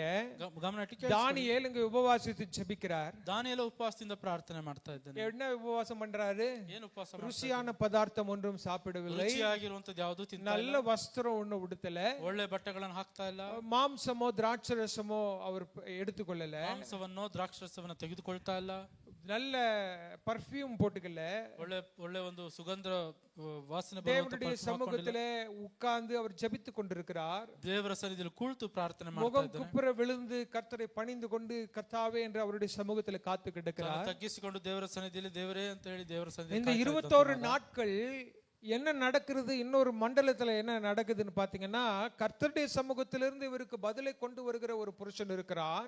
21 ದಿನಗಳಲ್ಲಿ ಆ ಒಂದು ಇನ್ನೊಂದು ಒಂದು ಕಾರ್ಯದಲ್ಲಿ ಇನ್ನೊಂದು ರೆಲಮಲ್ಲಿ ಏನ್ ನಡೀತಾ ಇದೆ ಅನ್ನೋದು, ಆದ್ರೆ ದೇವರ ಸನ್ನಿಧಿಯಿಂದ ಉತ್ತರವನ್ನು ತೆಗೆದುಕೊಂಡು ಬರ್ತಾ ಇರುವಂತ ಒಬ್ಬ ಪುರುಷನು, அந்த மனுஷன் பதிலை கொண்டு வருகிற அந்த மனுஷன் ಆ ಉತ್ತರವನ್ನು ತೆಗೆದುಕೊಳ್ತಾ ಇರುವಂತ ಒಂದು ಪುರುಷ பெர்சியாவின் அதிபதியினாலே தடை செய்யப்படுகிறான். ಪರ್ಷಿಯಾದ ಅಧಿಪತಿಯಿಂದ ತಡೆಯಲ್ಪಡುತ್ತಾ ಇರುವಂತ, resisting Daniel's answer for 21 days. 21 ದಿನಗಳ ಕಾಲ ದಾನಿಯೇಲನ ಉತ್ತರಗಳನ್ನ ತಡಿತಾ ಇದ್ದಂತವನು ಆದವನು. அப்ப இந்த ரெண்டு மண்டலத்துல பாக்குறோம். ஒன்னு தானியேல் இங்க ஜெபித்து கொண்டிருக்கிற ஒரு காரியம், இன்னொரு பக்கம் பதில கொண்டு வருகிற அவன் தடை செய்யப்படுகிறான். ಇಲ್ಲಿ ಎರಡು ಕಾರ್ಯಗಳನ್ನು ನೋಡ್ತಾ ಇದ್ದೇವೆ. ಎರಡು ಕಡೆಯೂ ಕೂಡ, ಒಂದು ಕಡೆ ದಾನಿಯೇಲ ಪ್ರಾರ್ಥನೆ ಮಾಡ್ತಾ ಇದ್ದಾನೆ, ಇನ್ನೊಂದು ಕಡೆ ಅವನ ಪ್ರಾರ್ಥನೆಗೆ ತಡೆ ನೋಡ್ತಾ ಇದ್ದೇವೆ. நல்லா கவனிங்க, ಗಮನ ಇಟ್ಟು ಕೇಳಿಸ್ಕೊಳ್ಳಿ. எல்லா ஒரு ஊழியத்தினுடைய பிரேக் த்ரூவிலையும், நம்முடைய தனிப்பட்ட வாழ்க்கையினுடைய ஒரு பிரேக் த்ரூவிலையும், ಎಲ್ಲಾ ಸೇವೆಯ ಒಂದು ಆಶೀರ್ವಾದವಾಗಿರಬಹುದು, ವೈಯಕ್ತಿಕ ಆಶೀರ್ವಾದಗಳಾಗಿರಬಹುದು, சாத்தான் தடைகளை கொண்டு வருவான். ಸೈತಾನ ತಡೆಗಳನ್ನ ತರ್ತಾನೆ. ஆமென். ಆಮೆನ್. ஆண்டவராகிய இயேசு கிறிஸ்து, ಕರ್ತನಾದ ಯೇಸು ಕ್ರಿಸ್ತನು இந்த பூமியில பிறந்து அவர் 30 வருஷங்கள் அவர் நிறைவான போது, when he was 30 years old, ಆತನು ಈ ಭೂಮಿಯಲ್ಲಿ ಬಂದ ನಂತರ 30 ವರ್ಷಗಳ ವಯಸ್ಸಾಗಿರುವಾಗ ஞான ஸ்நானம் பெற்றார். ದೀಕ್ಷಾ ಸ್ನಾನವನ್ನು அதற்கு ತೆಗೆದುಕೊಳ್ತಾರೆ. பின்பாக ஆவியானவர் அவரை வனாந்தரத்துக்கு நேராக வழி நடத்துகிறார். ಅದರ ನಂತರ ದೇವರಾತ್ಮನವರನ್ನ ಅಡವಿಗೆ ಕೊಂಡೊಯ್ದ್ರು ಅಂತ ಹೇಳಿ, அங்கே போய் அவர் என்ன செய்யறாரு? 40 நாள் புசியாமலும் குடியாமலும் ஜெபம் பண்ணி உபவாசம் பண்ணி கொண்டிருக்கிறார். ಅಲ್ಲಿ ಹೋಗಿ ಅವ್ರೇನ್ ಮಾಡ್ತಾರೆ? 40 ದಿನಗಳ ಕಾಲ ಉಪವಾಸವಿದ್ದು ಪ್ರಾರ್ಥನೆ ಮಾಡ್ತಾ ಇದ್ದಾರೆ. அங்க உபவாசம் பண்ணதுக்கு அப்புறம் முதல் வர்றது யாரு? ಅಲ್ಲಿ ಉಪವಾಸ ಮಾಡಿದ ನಂತರ ಮೊದಲು ಬರ್ತಾ ಇರುವಂತದ್ದು ಯಾರು? யார் வர ஆண்டவரை ಯಾರು சந்திக்க? ಬರ್ತಾ ಇದ್ದಾನೆ? யார் வந்தா சொல்லுங்க? ಯಾರು ಬಂದ್ರು ಯೇಸುವಿನ ಸನ್ನಿಧಿಗೆ? ಯೇಸು ಬದಲಿ தேவதூதர்கள் வந்தாங்களா? ದೇವದೂತರು ಬಂದ್ರ? வந்தாங்க. ஆனா தேவதூதருக்கு முன்னாடி யார் வந்தா? ಆದ್ರೆ ದೇವದೂತರು ಬರೋದಕ್ಕೆ ಮುಂಚೆ ಯಾರು ಬಂದ್ರು? சாத்தான் வந்தா. சாத்தான் வந்து என்ன செய்தான்? ಸೈತಾನ ಬಂದ. ಸೈತಾನ ಬಂದು ಏನ್ ಮಾಡ್ದ? இயேசு கிறிஸ்துவை ಯೇಸುವನ್ನ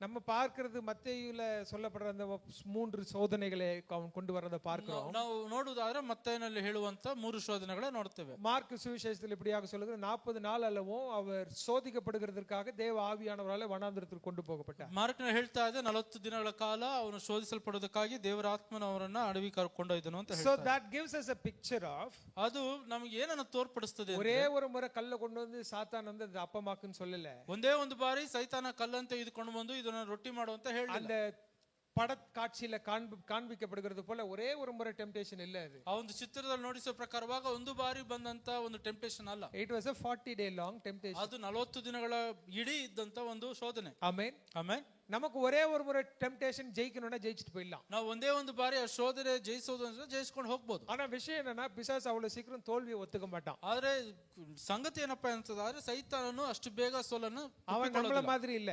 ಅವನು ನಮ್ಮ ರೀತಿಯಾಗಲ್ಲ. நம்ம தோக்கவே வேண்டாம், தோக்குற மாதிரி இருந்தாலே என்ன ஆயிடுறோம், ನಾವು ಸೋಲೋದೇ ಬೇಡ, ಸೋಲೋ ಒಂದು ರೀತಿಯಾಗಿ ಇರೋದಾದ್ರೆ ನಾವೇನ್ ಮಾಡ್ತೇವೆ, ಬಿದ್ದು ಹೋಗ್ತೇವೆ. சோர்ந்து போய் நான் தோத்துட்டேன், ಸುಸ್ತಾಗಿ ನಾವು ಸೋತೋದ್ವಿ ಅಂತ ಹೇಳ್ತೇವೆ. நான் ஒரு ஃபெயிலியர், ನಾನೊಬ್ಬ ಸೋತು, நான் பிறந்ததே வேஸ்ட், ನಾನು ಹುಟ್ಟಿದ್ದೇ நான் ವ್ಯರ್ಥ, இருக்கிறதே வேஸ்ட், ನಾನು ಇರೋದೇ ವ್ಯರ್ಥ. அதனால அப்படி இப்படி சோர்ந்து போய் டல் ஆகி என்ன ஆயிடுறோம். ಆ ರೀತಿಯಾಗಿ ನಾವು ಕಂಪ್ಲೀಟ್ ಆಗಿ ಸೋತು ಹೋಗಿ ಡಲ್ ಆಗ್ಬಿಡ್ತೇವೆ. ஆனா பிசாசு அப்படி கிடையாது. ಆದ್ರೆ ಸೈತಾನ ಆ ರೀತಿ எப்படி எத்தனை வாட்டி தோத்தாலும் திரும்ப இருந்து என்ன பண்ணுவான், ಎಷ್ಟು ಬಾರಿ ಸೋತ್ರು ಕೂಡ ಮತ್ತೆ ಏನ್ ಮಾಡ್ತಾನೆ, ಮತ್ತೆ ಬರ್ತಾನೆ. அதனால நீங்களும் கூட உஷாரா இருக்கணும். ಅದಕ್ಕಾಗಿ ನೀವು ಹುಷಾರಾಗಿರ್ಬೇಕು. ஒரே ஒரு வாட்டி நோன்னு சொல்லி அனுப்பினா அவன் ஓடிடுற ஆள் இல்ல. ಒಂದೇ ಬಾರಿ ನೋ ಅಂತ ಹೇಳಿದಾರ ಓಡಿ ಹೋಗುವಂತವನಲ್ಲ, திரும்ப அதே தான் கொண்டு வருவான். ಮತ್ತೆ ಅದನ್ನ ತರ್ತಾನೆ. Do you want to reconsider? ಮತ್ತೆ ಯೋಚನೆ ಮಾಡ್ತೀಯಾ இன்னொரு வாட்டி, ಇನ್ನೊಂದು ಬಾರಿ, are you sure? ನಿಜವಾಗ್ಲೂ ಬೇಡವಾ, உண்மையா வேண்டாமா, ನಿಜವಾಗ್ಲೂ ಬೇಡವಾ, உண்மையா இந்த ஆப்ஷன் பெட்டரா இருக்கும், ಇದು ತುಂಬಾ ಚೆನ್ನಾಗಿದೆ ನಿಜವಾಗ್ಲೂ, ஏசப்பா உங்களுக்கு பசிக்கும், முதல் நாள் இயேசுவே உங்களுக்கு பசிக்கும், ನಿಜವಾಗ್ಲೂ ಹೊಟ್ಟೆ ಹಸ್ತದೆ, ಯೇಸುವೇ ನಿಂಗೆ ಹೊಟ್ಟೆ ಹಸ್ತಾ கல்லுகளை அப்பமாகும்படி செய்யும், ಈ ಕಲ್ಲನ್ನ ರೊಟ್ಟಿಯಾಗಿ ಮಾಡ್ಬಿಡು. திரும்ப கொண்டு வர, அந்த கல்லு வேணானா இந்த கல்லு ஓகேவா, ಆ ಕಲ್ಲು ಆಗಿಲ್ಲ ಅಂದ್ರೆ ಈ ಕಲ್ಲು ಬೇಕಾ ತಗೋ. அடுத்த நாள் வருவான், ಮತ್ತೆ ಮುಂದೊಂದು ದಿವಸ ಬರ್ತಾನೆ, திரும்பவும் வருவான், ಮತ್ತೆ ಬರ್ತಾನೆ, திரும்பவும் வருவான், ಮತ್ತೆ ಬರ್ತಾನೆ, அப்படியும் வருவான், வந்துட்டே இருப்பான், ಬರ್ತಾನೆ, வேற மாதிரி வருவான், ಬೇರೆ ರೀತಿಯ ಬರ್ತಾನೆ. திரும்ப வந்து திரும்ப do you want to reconsider ன்னு கேட்பான். ಮತ್ತೆ ಕೇಳ್ತಾನೆ, ಮತ್ತೆ ನೀನ್ ಯೋಚನೆ ಮಾಡ್ತೀಯ ಇನ್ನೊಂದ್ಸತಿ, அதோட நிறுத்திடுவானா, ಅಲ್ಲಿಗೆ ನಿಲ್ಲಿಸ್ತಾನ, இல்ல. ಇಲ್ಲ. மாம்சத்தின் நிச்சய, கண்களின் நிச்சய, ஜீவனத்தின் பெருமை இவளை கொண்டு சோதிச்சுட்டே இருப்பான். ಶರೀರ ಆಸೆಗಳು, ಕಣ್ಣಿನ ದುರಾಸೆಯು, ಬದುಕು ಬಾಳಿನ ಡಂಬ, ಇವೆಲ್ಲ ಕಾರ್ಯಗಳನ್ನು ನಾವು ತರ್ತಾ ಇರೋದು. ஏன்னா ಏಕೆಂದ್ರೆ his aim is to somehow stop the work of God, the kingdom of God being established. ಅವನ ಗುರಿ ಏನಪ್ಪಾ ಅನ್ನುವಂಥದ್ದಾದ್ರೆ ಯಾವುದೋ ರೀತಿಯಲ್ಲಿ ನಿಮ್ಮ ಜೀವನದಲ್ಲಿ ದೇವರ ಕಾರ್ಯವನ್ನ, ದೇವರ ರಾಜ್ಯವನ್ನ ನಿಲ್ಲಿಸುವುದಕ್ಕಾಗಿ. இன்னொரு விஷயம் நான் சொல்லட்டுமா, ಇನ್ನೊಂದು ಕಾರ್ಯವನ್ನ ಹೇಳ, உண்மையா ஒரு ஜெபிக்கிற மனுஷன் எப்ப ஜெப வீரனா மாறுறான் தெரியுமா, ಒಬ್ಬ ವ್ಯಕ್ತಿ ನಿಜವಾಗ್ಲೂ ಒಬ್ಬ ಪ್ರಾರ್ಥನೆ ಮಾಡುವಂತವನು ಪ್ರಾರ್ಥನೆ ವೀರನಾಗಿ ಮಾರ್ಪಡೋದು ಯಾವ ಗೊತ್ತಾ, when you pray like Daniel, ದಾನಿಯೇಲನಂತೆ ಪ್ರಾರ್ಥನೆ ಮಾಡುವಾಗ. தானியேலுக்கு ஜெபிக்க வேண்டும் என்கிற எந்த அவசியமும் இல்ல. பிசிக்கலா சொல்ல போனா ದಾನಿಯೇಲನಿಗೆ ದೈಹಿಕವಾಗಿ ಹೇಳುವುದಾದ್ರೆ ಪ್ರಾರ್ಥನೆ ಮಾಡುವ ಅವಶ್ಯಕತೆ ಇಲ್ಲ. தேவையான எல்லாம் இருக்கு, ಬೇಕಾಗಿರುವಂತದ್ದೆಲ್ಲ, பதவி பட்டங்கள் இருக்கிறது, ಎಲ್ಲ ಆ ಒಂದು ಪಟ್ಟಗಳಿದ್ದಾವೆ, ಪದವಿಗಳಿದ್ದಾವೆ, பேர் பெருமைகள் இருக்கிறது, ಅವನಿಗೆ ಹೆಸರಿದೆ. பாபிலோன்ல ராஜா மாறினாலும் இவன் மாறாம இருக்கிற அளவுக்கு கர்த்தர் அவனை வைத்திருக்கிறார். ಬಾಬಿಲೋನಲ್ಲಿ ಅರಸನು ಬದಲಾದ್ರೂ ಇವನು ಬದಲಾಗದ ರೀತಿಯಲ್ಲಿ ದೇವರು ಇಟ್ಟಿದ್ದಾರೆ. பொண்டாட்டி பிள்ளைகளுக்காக ஜெபிக்கணும்னா பொண்டாட்டி பிள்ளைகள இல்ல, நல்ல விடுதலையோட இருக்கான். ಅವನು ಹೆಂಡತಿ ಮಕ್ಕಳಿಗಾಗಿ ಪ್ರಾರ್ಥನೆ ಮಾಡೋಣ ಅಂದ್ರೆ ಅವರು ಕೂಡ ಜೊತೆ ಇಲ್ಲ, ಒಂದು ಬಿಡುಗಡೆ ಆದಂತವನಾಗಿದ್ದಾನೆ. அப்படி ஒரு ஒரு மனுஷனுக்கு என்ன தேவை இருக்கும், ಅಂತ ವ್ಯಕ್ತಿ ಏನು ಅವಶ್ಯಕತೆ ಇರ್ತದೆ. நம்ம பொதுவா கிறிஸ்தவங்களை பாத்தீங்கன்னா உபவாசம் பண்றாங்கனால ஏதோ பிரச்சனை இருக்குன்னு அர்த்தம். ನಾವು ನಿಜವಾಗ್ಲೂ ಕ್ರೈಸ್ತವರು ನೋಡಿದ್ರೆ ಉಪವಾಸ ಮಾಡ್ತಾ ಇದ್ದಾರೆ ಅಂದ್ರೆ ಏನೋ ಒಂದು ಸಮಸ್ಯೆ ಇದೆ ಅಂತ. பிரதர் ஏன் வேலைக்கு, ஏன் ரெகுலரா ஃபாஸ்டிங் பிரேயர்லாம் வராருன்னு பார்த்தா வேலை போயிருக்கும். ಬ್ರದರ್ ಯಾಕೆ ಫಾಸ್ಟಿಂಗ್ ಪ್ರೇಯರ್ ತುಂಬಾ ಚೆನ್ನಾಗಿ ಬರ್ತಾ ಇದ್ದಾರೆ ಅನ್ನುತ್ತಿದ್ದಾರೆ, ಕೆಲಸ இல்ல ಆರೋಗ್ಯத்துல ஏதாவது பிரச்சனை இருக்கும், ಅಥವಾ ಆರೋಗ್ಯದಲ್ಲಿ ಏನೋ ಒಂದು ಸಮಸ್ಯೆ ಇರಬಹುದು, வீட்ல காசு பிரச்சனை இருக்கும், ಮನೆಯಲ್ಲಿ ಆರ್ಥಿಕ ಸಮಸ್ಯೆ ಇರಬಹುದು. அப்ப உடனே என்ன பண்ணுவாங்க, ಆಗ ತಕ್ಷಣ ಅವನು ಏನ್ ಮಾಡ್ತಾನೆ, ஒரு உபவாச ஜெபம் போடலாமா, ಉಪವಾಸ ಪ್ರಾರ್ಥನೆ உபவாச ஜெபத்தை வந்து ஒரு ஆயின்மெண்ட் மாதிரியே யூஸ் பண்றது. ಉಪವಾಸ ಪ್ರಾರ್ಥನೆಯನ್ನು ಒಂದು ಆಯಿಂಟ್ಮೆಂಟ್ ತರ ಉಪಯೋಗ ಮಾಡ್ತಾರೆ. எப்ப காயம் இருக்கோ அப்ப உபவாசம், ಯಾವಾಗ ಗಾಯ ಆಗ್ತದೋ ಆವಾಗ ಉಪವಾಸ. ஆனா தானியேலுக்கு அப்படி ஒரு அவசியமும் இல்ல. ಆದ್ರೆ ದಾನಿಯೇಲನಿಗೆ ಆ ರೀತಿಯಾದ ಒಂದು ಅವಕಾಶ He ಅವಶ್ಯಕತೆ ಇಲ್ಲ. purely fasted and prayed because of a kingdom need. ಅವನು ಉಪವಾಸ ಇದ್ದು ಪ್ರಾರ್ಥನೆ ಮಾಡಿದಂತದ್ದೇ ದೇವರ ರಾಜ್ಯದ ಅವಕಾಶಕ್ಕಾಗಿ. எதுக்காக உபவாசம் ஜெபம் பண்றாரு, ಯಾವುದಕ್ಕಾಗಿ ಅವನು ಪ್ರಾರ್ಥನೆ, தேசத்திற்காய், ದೇಶಕ್ಕಾಗಿ. என்னுடைய தேசம், நான் நல்லா இருக்கேன் ஆனா என்னுடைய தேசம் இன்னும் சீரழிந்து கொண்டிருக்கிறது. ಅಪ್ಪ ನಾನಲ್ಲ, ನನ್ನ ದೇಶ ಹಾಳಾಗಿ ಹೋಗ್ತಾರೆ. நான் உபவாசம் ஜெபிச்சிட்டு இருக்கிறேன், காரணம் என்ன, ನಾನು ಉಪವಾಸ ಇದ್ದು ಪ್ರಾರ್ಥನೆ ಮಾಡ್ತೇನೆ, ಕಾರಣ கிரியை செய்கிற சத்ருவின் மண்டலங்கள் ஒளிந்து போகணும்.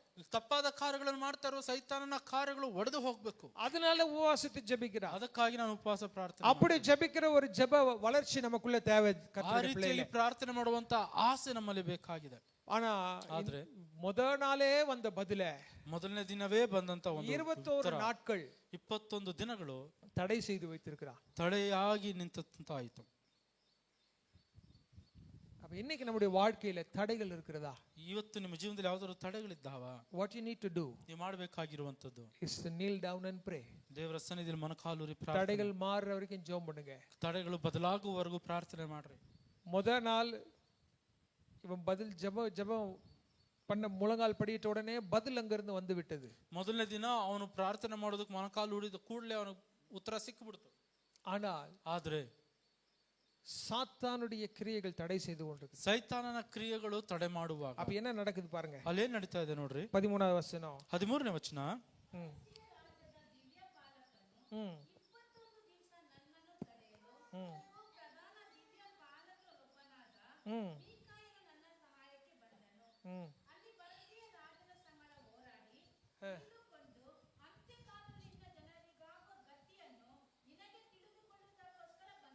போதும். கடைசி காலத்தில் இருக்கிற அந்த வெளிப்பாடு கொடுக்கிறதுக்கு நான் வந்தேன். ஆனா இவன் பெர்சிய ராஜா தடை செய்தான். தடை செய்த போது என்ன நடக்குது? கர்த்தர் ಇನ್ನೂ ஒரு ಸೇನಾಧಿಪತಿ ಅನುಪುರಾರು. ಅಲ್ಲಿ ಕಡೆ ಕಾಲದ ಒಂದು ಪ್ರಕಟಣೆ ಕೊಡುವುದಕ್ಕೆ ಬಂದೆ, ಆದ್ರೆ ಪರಿಸೆಯ ಅರಸನನ್ನು ಒಂದು ತಡೆ ಮಾಡ್ತಾ ಇದ್ದಾನೆ. ತಡೆ ಮಾಡೋಕೆ ಏನ್ ನಡೀತಾ ಇದೆ? ದೇವರು ಮತ್ತೊಬ್ಬ ದೂತನನ್ನು ಕಳಿಸ್ತಾ ಇದ್ದಾನೆ. மிகாவேல் என்கிற தூதன் வருகிறார். ಮಿಕಾಯೇಲ್ ಎನ್ನುವಂತ ಒಬ್ಬ ದೂತನು ಬರ್ತಾ ಇದ್ದಾನೆ. தூதன் வந்து பெர்சிய ராஜாவோடு யுத்தம் செய்து விடுதலையை கொடுத்து, ಆ ದೂತನು ಬಂದು ಪರ್ಸಿಯ ಅರಸನ ವಿರುದ್ಧವಾಗಿ ಯುದ್ಧ ಮಾಡಿ ಜಯಗೊಳಿಸ್ತಾ ಇದ್ದಾನೆ. என்னை விடுதலை செய்து அனுப்பினான். ನನಗೆ ಬಿಡುಗಡೆ ಮಾಡಿ ಕಳಿಸಿದ. நல்லா பாத்தீங்கன்னா வேதத்துல பல முறை போராடினவர்கள் ಉಂಟು. ನೀವು ತುಂಬಾ ಗಮನವಿಟ್ಟು ನೋಡುವುದಾದ್ರೆ ದೇವರ ವಾಕ್ಯದಲ್ಲಿ ಅನೇಕ ಬಾರಿ ಹೋರಾಟವನ್ನು ನೋಡ್ತೇವೆ. எப்பெல்லாம் அவங்க ஆவிக்குரிய விதத்துல போராடுகிறார்களோ, தங்கள் பலனுக்கு மிஞ்சி போராடுகிறார்களோ, அப்பொழுதெல்லாம் பரலோக தூதர்கள் அனுப்பப்படுகிறதை பார்க்க முடியும். ಯಾವಾಗೆಲ್ಲ ಆತ್ಮಿಕವಾಗಿ ಅವರು ಹೋರಾಡ್ತಾರೋ ಅವಾಗೆಲ್ಲವೂ ಕೂಡ ಪರಲೋಕದಿಂದ ದೂತರನ್ನ ಕಳಿಸಿಕೊಡುವಂತದ್ದು ನೋಡ್ತೀರಾ. Have you ever gone to a battle so much that it took every bit of your energy, and then finally angels descended and gave you a deliverance? ನೀವು ಯಾವತ್ತಾದ್ರೂ ಈ ರೀತಿಯಾದ ಕಾರ್ಯಗಳಲ್ಲಿ ಹಾದು ಹೋಗಿದ್ದೀರಾ? ನಿಮ್ಮ ಜೀವನದಲ್ಲಿ ಯಾವುದೇ ತೊಂದರೆಗಳಿರ್ಬೋದು, ನಿಮಗಿರುವಂತ ಎಲ್ಲಾ ಬಲವು ಹೋಗಿದೆ, ಈಗ ದೇವದೂತರು ಬಂದು ಅದನ್ನು ತೆಗೆದುಕೊಳ್ಳುವಂತವರಾಗಿದ್ದಾರೆ. You need deliverance from heaven. ಅದು ಪರಲೋಕದಿಂದ ನಿಮಗೆ ಒಂದು ಬಿಡುಗಡೆ ಬೇಕು. பரலோகத்திலிருந்து வருகிற விடுதலை கொண்டு வருகிற தூதர்களை கர்த்தர் நமக்காக கட்டளையிட வல்லவராக ಪರಲೋಕದಿಂದ இருக்கிறார். ಬಿಡುಗಡೆಯನ್ನು ತರುವಂತ ದೂತರನ್ನು ದೇವರು ನಮಗಾಗಿ ಕಳಿಸಿಕೊಡುವಂತ வசனம் அதை வாக்கு பண்ணுகிறது. ದೇವರ ವಾಕ್ಯ ನಮಗೆ ಅದನ್ನು ತೋರ್ಪಡಿಸ್ತಾ ಇದೆ. ஆமென். ಆಮೆನ್. ஆண்டவராக இயேசு கிறிஸ்து கூட உபவாசம் பண்ணி ஜெபம் பண்ணும்போது 40 நாள் ஓயாம இந்த பிசாசு தொந்தரவு பண்ணுகிறான். ಆ ಯೇಸು ಸ್ವಾಮಿ ಕೂಡ 40 ದಿನ ಉಪವಾಸ ಮಾಡುವಾಗ ಸೈತಾನ ಬಿಡುವಿಲ್ಲದೆ ಅವನು ಹೋಗಿ ಅವನು ತೊಂದರೆ ಮಾಡ್ತಾ ಇದ್ದಾನೆ. எப்ப பிசாசை கடிந்துಕೊಂಡು ಅಪ್ಪಾಲ ಪೋ ಸಾತಾನೇನ ಅವರು சொல்லி மேற்கொள்றாரோ, ಎಲ್ಲಿ ಸೈತಾನ್ ಬಂದಾಗ ಬಿಟ್ಟು ತೊಲಗು ಅಂತ ಹೇಳ್ತಾರೋ, ಜಯಿಸ್ತಾರೋ, அப்பொழுது வசனம் என்ன சொல்லுகிறது? ಆಗ ದೇವ್ರ ವಾಕ್ಯ ಏನ್ ಹೇಳ್ತಾ ಇದೆ? பிரதர் சொன்ன மாதிரி தூதர்கள் அப்பதான் வராங்க. ಆಗ ದೇವ್ರ ಬ್ರದರ್ ಹೇಳಿದ ಪ್ರಕಾರ ದೂತರು ಅವಾಗ ತಾನೇ ಬರ್ತಾ ಇದ್ದಾರೆ. 40 நாள் கழிச்சு 40 ದಿನಗಳ ನಂತರ சோதனை எல்லாம் மேற்கொண்டதற்கு பிற்பாடு, ಶೋಧನೆ ಎಲ್ಲ ನಾವು ಜಯಿಸಿದ ನಂತರ, அந்த ரெசிஸ்டன்ஸ் எல்லாத்தையும் கர்த்தராக இயேசு கிறிஸ்து மேற்கொண்ட பிற்பாடு, ಆ ಒಂದು ತಡೆಯನ್ನೆಲ್ಲ ಯೇಸು ಸ್ವಾಮಿ ಸಂಪೂರ್ಣವಾಗಿ ಜಯಿಸಿದ ನಂತರ ஒரு விடுதலையை கொண்டு வருகிறார். ಒಂದು ಬಿಡುಗಡೆ ಅಂತ ಅರ್ಥ. தேவ தூதர்கள் வந்து கர்த்தரை பலப்படுத்துகிறார்கள். ದೇವದೂತರು ಬಂದು ಆ ಕರ್ತನನ್ನ ಬಲಪಡಿಸ್ತಾರೆ. ಅವರು ஊழியம் செய்கிறார்கள், பணிவிடை செய்கிறார்கள். ಅವರು ಸೇವೆಗಳನ್ನ ಮಾಡ್ತಾ ಇದ್ದಾರೆ. ஹல்லேலூயா, ಹಲ್ಲೆಲೂಯಾ, ஹல்லேலூயா, ಹಲ್ಲೆಲೂಯಾ. நல்ல கவனிங்க கர்த்தருடைய பிள்ளைகளே. ದೇವರ ಮಕ್ಕಳೇ ಗಮನ ಇಟ್ಟು ಕೇಳಿಸ್ಕೊಳ್ಳಿ. வேதத்துல இப்படி நீங்க பல போராட்டங்களை பார்க்க முடியும். ನಿಮ್ ದೇವರ ವಾಕ್ಯದಲ್ಲಿ ಅನೇಕ ಹೋರಾಟಗಳನ್ನು ನೀವು ನೋಡಬಹುದು. ஒவ்வொரு மனுஷனும் போராடுகிற வேளையில ಒಬ್ಬೊಬ್ಬ ವ್ಯಕ್ತಿಯು ಹೋರಾಡುವಂತ இஸ்ரவேல் ஜனங்களுக்கு எப்பொழுது யுத்தம் பெருக்கிறதோ அப்போ ஒரு தேவதூதன் வந்து ಇಸ್ರೇಲ್ ಜನರಿಗೆ ಯಾವಾಗ ಯುದ್ಧ ಆಗ್ತದೋ ಅವಾಗ ದೇವದೂತರು ಬಂದು ಅವರಿಗೆ ಸಹಾಯ ಮಾಡ್ತಾರೆ. கிதியோனுடைய வாழ்க்கையில கூட நீங்க அதை பார்க்க முடியும். ಗಿದಿಯೋನನ ಜೀವನದಲ್ಲಿ ಅದನ್ನು ನೋಡಬಹುದು. எப்போ உன்னால மேற்கொள்ள முடியாத ஒரு சத்துரு இருக்கிறானோ அப்பொழுது கர்த்தர் ஒரு தூதனை அனுப்புகிறார். ಯಾವಾಗ ಅವನ ಮುಂದೆ ಇರುವಂತ ಶತ್ರುವನ್ನು ಜಯಿಸಕ್ಕಾಗಲು ದೂತರನ್ನು ಕಳಿಸ್ತಾರೆ. இன்னைக்கு உங்களுடைய வாழ்க்கையில ரெசிஸ்டன்ஸ் கொண்டு வருகிற எல்லா பிசாசின் கிரியைகளுக்கு விரோதமாய் கர்த்தர் தூதர்களை அனுப்புவாராக. ನಿಮ್ಮ ಜೀವನದಲ್ಲಿ ತಡೆ ತರ್ತಾ ಇರುವಂತ ಎಲ್ಲಾ ಕಾರ್ಯಗಳನ್ನ ದೇವರು ತನ್ನ ದೂತರನ್ನ ಕಳಿಸಿಕೊಳ್ಳುವಂತ. அதுக்கு நாம என்ன செய்யணும்? தானியேலை போல ಅದಕ್ಕೆ ನಾವೇನ್ ಮಾಡಬೇಕು? ದಾಲಿಯನ ಹಾಗೆ பதில் வர்ற வரைக்கும் ஜெபிக்கணும். ಅವನ ಉತ್ತರ ಸಿಕ್ಕುವರೆಗೂ ಪ್ರಾರ್ಥಿಸಬೇಕು. எனக்கு உடம்புல ஒரு கஷ்டம் இல்லை, ஆனாலும் நான் கர்த்தருடைய காரியங்களை பார்க்கும்படியாய் உபவாசிக்கிறேன். ನಾನು ದೇಹದಲ್ಲಿ ಯಾವುದೇ ಕಷ್ಟ ಇಲ್ಲ, ಆದ್ರೆ ದೇವರ ಕಾರ್ಯವನ್ನು ನೋಡುವುದಕ್ಕಾಗಿ ನಾನು ಉಪವಾಸ ಮಾಡ್ತೇನೆ. உபவாசித்து வர வேண்டிய முகாந்திரம் ஒன்றும் எனக்கு இல்லை. என்னுடைய முகாந்திரம் எல்லாம் ஒன்றே, அவருடைய ராஜ்யம் வரணும். ಉಪವಾಸದಿಂದ ಬರ್ಬೇಕಾದ ಅವಶ್ಯಕತೆ ನಂಗಿಲ್ಲ, ಆದ್ರೆ ನನ್ನ ಅವಶ್ಯಕತೆ ಎಲ್ಲ அவருடைய சித்தம் என்னுடைய வாழ்க்கையில நிறைவேறணும். ಆತನ ಚಿತ್ತನ ಜೀವನದಲ್ಲಿ அவருடைய பலனை நான் பெற்றுக்கொள்ள ಆತನ வேண்டும். ಬಲವನ್ನು ನಾನು ಹೊಂದಿಕೊಳ್ಳಬೇಕು. அப்படி நீங்க கர்த்தருக்காய் காத்திருக்கும் பொழுது ಆಗ ನೀವು ಕರ್ತನಿಗಾಗಿ ಕಾಯುವಂತರಾಗಿದ್ದೀರಿ. தடைகளை சத்துரு கொண்டு வருவார். ತಡೆಗಳನ್ನ ಸೈತಾನ ತರ್ತಾನೆ. வெள்ளம் போல சத்துரு உங்களுக்கு முன்பாக வருவார். வெள்ளம் போல, லைக் வாட்டர். ನೀರಿನ ಹಾಗೆ ಸೈತಾನ ನಿಮ್ಮ ಮುಂದೆ ಬರ್ತಾನೆ. ஆனால் கர்த்தருடைய ஆவியானவர் அவனுக்கு விரோதமாக கொடியை ಆದ್ರೆ ஏற்றுவார். ದೇವರ ಆತ್ಮರು ಅವನಿಗಿಂತ ವಿರುದ್ಧವಾಗಿ ನಿಲ್ಲುವಂತವರಾಗಿದ್ದಾರೆ. உங்களுக்கு விரோதமாக அநேக தடைகள் உருவாக்கப்படும். ನಿಮ್ಮ ವಿರುದ್ಧವಾಗಿ ಅನೇಕ ತಡೆಗಳು ಬರಬಹುದು. உனக்கு விரோதமாக ஆயுதங்கள் உருவாக்கப்படும். ನಿಮ್ಮ ವಿರುದ್ಧವಾಗಿ ಆಯುಧಗಳು ஆனால் ಮಾಡಲ್ಪಡುವುದು. அந்த ஆயுதங்களை கர்த்தர் வாய்க்காமல் போக பண்ணுவார். ಆದ್ರೆ ಆಯುಧಗಳು ಜಯಿಸುವುದಕ್ಕೆ உனக்கு விரோதமாக தடைகளை பெர்சியாவின் ராஜா உண்டு பண்ணுவான். இந்த உலகத்தினுடைய அதிபதி உண்டு பண்ணுவான். ನಿಮ್ಮ ವಿರುದ್ಧವಾಗಿ ತಡೆಗಳನ್ನ ಈ ಲೋಕದ ಅಧಿಪತಿಗಳು ಉಂಟು ಮಾಡಬಹುದು. ஆனால் கர்த்தர் தன்னுடைய தூதர்களை அனுப்பி உன் கால்கள் கல்லில் இடராதபடிக்கு அவர்கள் தன் கரங்களில் உன்னை ஏந்தி கொண்டு போக ಆದ್ರೆ பண்ணுவார். ದೇವರು ತನ್ನ ದೂತರನ್ನು ಕಳಿಸಿ ನಿನ್ನ ಕಾಲುಗಳು ಕಲ್ಲಿಗೆ ತಗಲದ ಹಾಗೆ ನಿಮ್ಮನ್ನ ಕಾಯುವಂತೆ ಮಾಡ್ತಾರೆ. ஹல்லேலூயா. Hallelujah. உங்களுடைய வாழ்க்கையில இருக்கிற தடைகள் மாறணுமா? ನಿಮ್ಮ ಜೀವನದಲ್ಲಿರೋ ತಡೆಗಳು ಬದಲಾಗಬೇಕಾ? ஒன்னு, உங்களுடைய வாழ்க்கையில பாவம் இருந்துச்சுன்னா அதை விட்டுறணும். ಒಂದು, ನಿಮ್ಮ ಜೀವನದಲ್ಲಿ ಪಾಪ ಇರೋದಾದ್ರೆ ಅದನ್ನ ಬಿಟ್ಟು சிந்தனை அளவிலையும் பாவம் இருக்க கூடாது. ನಿಮ್ಮ ಆಲೋಚನೆಯಲ್ಲೂ ಕೂಡ ಪಾಪ ಇರಬಾರದು. பரிசுத்தம் பண்ணிக்கொள்ளுங்க உங்க இருதயத்தை. ನಿಮ್ಮ ಹೃದಯವನ್ನು ಶುದ್ಧ ಮಾಡಿಕೊಳ್ಳಿ. உங்களுடைய வாழ்க்கையை பரிசுத்தம் பண்ணிக்கொள்ளுங்க. ನಿಮ್ಮ ಜೀವನವನ್ನು ಪರಿಶುದ್ಧ ಮಾಡಿಕೊಳ್ಳ್ರಿ. ஏன்னா பிசாசு உங்கள் தடைகளை ஏற்படுத்துகிறதுக்கு ஒரு முகாந்திரமாய் மாறிவிடும். ಏಕೆಂದರೆ ಸೈತಾನನು ನಿಮ್ಮ ತಡೆಗಳನ್ನ ಉಪಯೋಗ ಮಾಡಿಕೊಳ್ಳುವಂತ ಒಂದು ಕಾರ್ಯವಾಗಿ ಮಾರ್ಪಾಡಾಗ್ತದೆ. இரண்டாவது போராடி ஜெபிக்கிற ஒரு ஜெப ஆவி. ಎರಡನೇದಾಗಿ ಹೋರಾಟ ಮಾಡಿ ಪ್ರಾರ್ಥನೆ ಮಾಡುವಂತ ಒಂದು ಆತ್ಮ. தொடர்ந்து நீங்க ஜெபிச்சுட்டே இருக்கும் பொழுது ಯಾವಾಗಲೂ ನೀವು ಪ್ರಾರ್ಥನೆ ಮಾಡ್ತಾ ಇರುವಾಗ 21 நாட்கள் பதில் தடைபடலாம். 21 ದಿನಗಳು ಪ್ರಾರ್ಥನೆ ಉತ್ತರ ತಡೆಯಬಹುದು. ಆದ್ರೆ கர்த்தர் விடுதலை கொண்டு வர வல்லவராயிருக்கிறார். ದೇವರು ಬಿಡುಗಡೆನ ತರುವಂತವರಾಗಿದ್ದಾರೆ. உங்களுடைய வாழ்க்கையில நீண்ட நாட்களாய் நீங்கள் போராடி கொண்டிருக்கிற சில காரியங்களுக்கு கர்த்தர் உங்க வாழ்க்கையில விடுதலை கொடுப்பார். ನೀವು ಜೀವನದಲ್ಲಿ ಅನೇಕ ದಿನದಿಂದ ಹೋರಾಡ್ತಾ ಇರುವಂತ ಕಾರ್ಯಗಳಿಗೆ ದೇವರು ಬಿಡುಗಡೆನ ತರುವಂತವರಾಗಿದ್ದಾರೆ. இந்த ஒரு விஷயத்துல தடை, ಈ ಒಂದು ವಿಷಯದಲ್ಲಿ ನಂಗೆ ತಡೆ ಆಗ್ತಾ ಇದೆ. இந்த ஒரு ரொம்ப நாட்களாக இதற்காக ஜெபித்துக் கொண்டிருக்கிறோம். ಇದಕ್ಕಾಗಿ ಅನೇಕ ದಿನಗಳಿಂದ ಪ್ರಾರ್ಥನೆ ரொம்ப நாட்களுக்காக இதற்காக பிரயாசப்பட்டு கொண்டிருக்கிறோம். ಇದಕ್ಕಾಗಿ ಅನೇಕ ದಿನದಿಂದ ಪ್ರಯಾಸ உங்களை பரிசுத்தம் பண்ணிக்கொள்ளுங்க. ನಿಮ್ಮನ್ನ ಪರಿಶುದ್ಧ ಮಾಡಿ முழங்கால்ல போராடுங்க. ಮೊಣಕಾಲೂರಿ ಪ್ರಾರ್ಥನೆ ಮಾಡಿ. கர்த்தர் தன்னுடைய தூதர்களை அனுப்பி உங்களுக்கு விடுதலை கொடுக்க வல்லவர். ಕಳಿಸಿ ನಿಮ್ಮನ್ನ ಬಿಡುಗಡೆ ஹல்லேலூயா. ஹalleluya. ஹalleluya. ஹalleluya. எந்த ஒரு இடத்துல ஆவிக்குரிய ஒரு விடுதலை உண்டாகலையோ அங்க ஒரு டெலிவரன்ஸ் வர வாய்ப்பே இல்ல. ಯಾವ ಒಂದು ಸ್ಥಳದಲ್ಲಿ ದೇವರ ಆತ್ಮನ ಕಾರ್ಯ ನಡೆಯುವುದಿಲ್ಲವೋ ಅಲ್ಲಿ ಬಿಡುಗಡೆ ಆಗೋದಿಲ್ಲ. கர்த்தருடைய பிள்ளைகளுடைய வாழ்க்கையில எங்க ஒரு பிரேக் த்ரூ, சரியான ஒரு பிரேக் த்ரூ இல்லாம ஒரு வளர்ச்சி வரணும்னா அதுக்கு வாய்ப்பே கிடையாது. ದೇವರ ಮಕ್ಕಳ ಒಂದು ಜೀವನದಲ್ಲಿ ಎಲ್ಲಿ ಆ ಒಂದು ಆತ್ಮಿಕವಾಗಿ ಒಂದು ಬಿಡುಗಡೆ ಸಿಕ್ಕುವುದಿಲ್ಲೋ ಅಲ್ಲಿ ಆಶೀರ್ವಾದವನ್ನು ಕಾಣೋದಕ್ಕೆ ಸಾಧ್ಯ ಇಲ್ಲ. அதனாலதான் தானியேல் இது ரொம்ப சீரியஸான விஷயம் ஆவியில உணர்ந்தவராய் உபவாசம் பண்ணுகிறார். ಅದಕ್ಕಾಗಿ ದಾನಿಯೇಲ್ ಇದು ತುಂಬಾ ಗಂಭೀರವಾದಂತ ವಿಷಯ ಅಂತ ಆತ್ಮದಲ್ಲಿ ತಿಳಿದುಕೊಂಡ ಈಗ ಉಪವಾಸ ಮಾಡ್ತಾ ಇದ್ದಾನೆ. ಅದಕ್ಕಾக தான் தன்னுடைய ಪ್ರಯಾರಿಟೀಸ್ ಸರಿ பண்றார். ಅದಕ್ಕಾಗಿ ಅವನ ಪ್ರಯಾರಿಟೀಸ್ ಅನ್ನ ಅಥವಾ ಆದ್ಯತೆಗಳನ್ನು ಸರಿಪಡಿಸಿಕೊಳ್ತಾ ಇದ್ದಾನೆ. ஆண்டவர் நல்ல சாப்பாடு சாப்பிடுறதுக்கு தடை பண்றவர் இல்ல. ದೇವರು ಒಳ್ಳೆ ಆಹಾರವನ್ನು ತಿನ್ನುವುದನ್ನು ತಡೆಯುವಂತವರಲ್ಲ. ஆனால் தானியேல் என்ன செய்றார்? தன்னை தடுத்துக்கொண்டு, ಆದ್ರೆ ದಾನಿಯೇಲ್ ಏನ್ ಮಾಡ್ತಾನೆ? ತನ್ನನ್ನು ತಡೆದುಕೊಂಡು, I don't want this best of meal, but I want the kingdom of God. ನನಗೆ ಈ ಒಂದು ಉತ್ಕೃಷ್ಟವಾಗಿರುವಂತ ಆಹಾರ ಬೇಡ, ನನಗೆ ದೇವರ ರಾಜ್ಯ ಬೇಕು ಅಂತ ಹೇಳ್ತಾ ಇದ್ದಾನೆ. எனக்கு நல்ல வஸ்திரங்கள் உடுத்திக் கொள்கிறதுக்கு எனக்கு எல்லா ಪರ್ಮಿಷನ್ಸ್ ಉಂಟು, ಅಂತ ಪಣಮು ಉಂಟು, ನನ್ನ ಹತ್ರ ದುಡ್ಡು ಇದೆ, ಹಾಗೆ ಬೇಕಾಗಿರುವಂತ ಎಲ್ಲ ಅವಶ್ಯಕತೆಗಳು, ಒಳ್ಳೆ ವಸ್ತ್ರಗಳನ್ನು ಹಾಕಿಕೊಳ್ಳುವುದಕ್ಕೆ ಕರ್ತರು அதை ತಡೆ செய்கிறவரல்ல. ದೇವರು ಅದನ್ನು ತಡೆ ಮಾಡುವಂತ. There is a time to wear one and there is a time to refrain. ನಾವು ಅದನ್ನ ಆ ರೀತಿಯಾಗಿರುವಂತ ಕಾರ್ಯಗಳನ್ನ ಹಾಕಿಕೊಳ್ಳುವುದಕ್ಕೊಂದು ಸಮಯ ಇದೆ, ನಾವು ಸರಿಪಡಿಸಿಕೊಳ್ಳುವುದಕ್ಕೊಂದು ಸಮಯ ಇದೆ. ரெட்டு எடுத்துக்கிறதுக்கு ஒரு காலம் உண்டு. ரெட்டு எடுத்துக்கிறதுக்கு சாக் ಕ್ಲಾತ್ போடுறதுக்கு ஒரு காரணம். ಆ ಒಂದು ಗೋಣಿ ತಟ್ಟನ್ನು ಹಾಕಿಕೊಳ್ಳುವುದಕ್ಕೆ ಒಂದು ಕಾಲ ಇದೆ. ராஜவஸ்திரம் தரிக்கிறதுக்கான காலமும் உண்டு. ಅರಸನ ವಸ್ತ್ರಗಳನ್ನು ಹಾಕಿಕೊಳ್ಳುವಂತ ಕಾಲವೂ ಕೂಡ ಇದೆ. நீங்க எப்படி how are you dealing a situation? ನಿಮ್ಮ ಪರಿಸ್ಥಿತಿಯನ್ನು ಯಾವ ರೀತಿ ನಿಭಾಯಿಸ್ತಾ ಇದ್ದೀರಾ? ரெட்டு எடுத்துக்கிற காலத்துல ராஜவஸ்திரம் உடுத்துறீங்களா? ಆ ಒಂದು ಗೋಣಿ ತೊಟ್ಟನ್ನು ಹಾಕಿಕೊಳ್ಳುವಂತ ಸಮಯದಲ್ಲಿ ರಾಜ ವಸ್ತ್ರಗಳನ್ನು ಹಾಕಿಕೊಳ್ತಾ ಇದ್ದೀರಾ? தானியேல் கர்த்தருடைய சமூகத்தில் விழுந்து கிடக்கிறான். ದಾನಿಯೇಲನು ದೇವರ ಸನ್ನಿಧಿಯಲ್ಲಿ ಬಿದ್ದು ಕೇಳ್ಕೊಳ್ತಾ ಇದ್ದಾನೆ. கர்த்தருடைய பாதத்துல விழுந்து கிடக்கிறான். அழுத முகமாய் விழுந்து கிடக்கிறான். ದೇವರ ಪಾದದಲ್ಲಿ ಬಿದ್ದು ಕಣ್ಣೀರಿಡುತ್ತಾ ಕೇಳ್ತಾ ಇರುವಂತನಾಗಿದ್ದಾನೆ. எந்த அளவுக்கு விழுந்து கிடக்கிறான்னா தன்னுடைய கால்களின் பலனற்று போகிற அளவுக்கு, தன்னுடைய முட்டி சாரமற்று போகிற அளவுக்கு விழுந்து கிடக்கிறான்.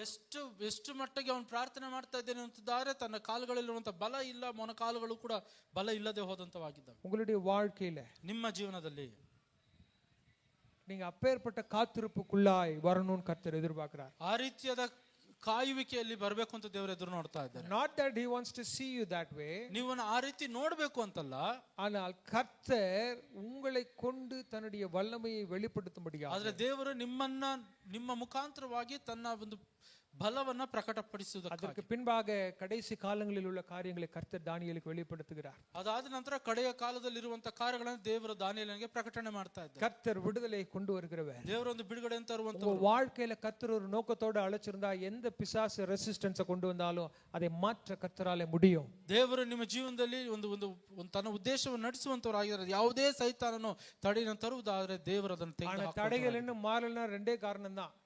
ಆದ್ರೆ ತಡೆ ಬದಲಾಗಬೇಕು ಅಂದ್ರೆ ಎರಡು ಕಾರಣ, ரெண்டு காரியங்கள் தான் இருக்க கூடும். ಎರಡು ಕಾರ್ಯ ಇರಬಹುದು.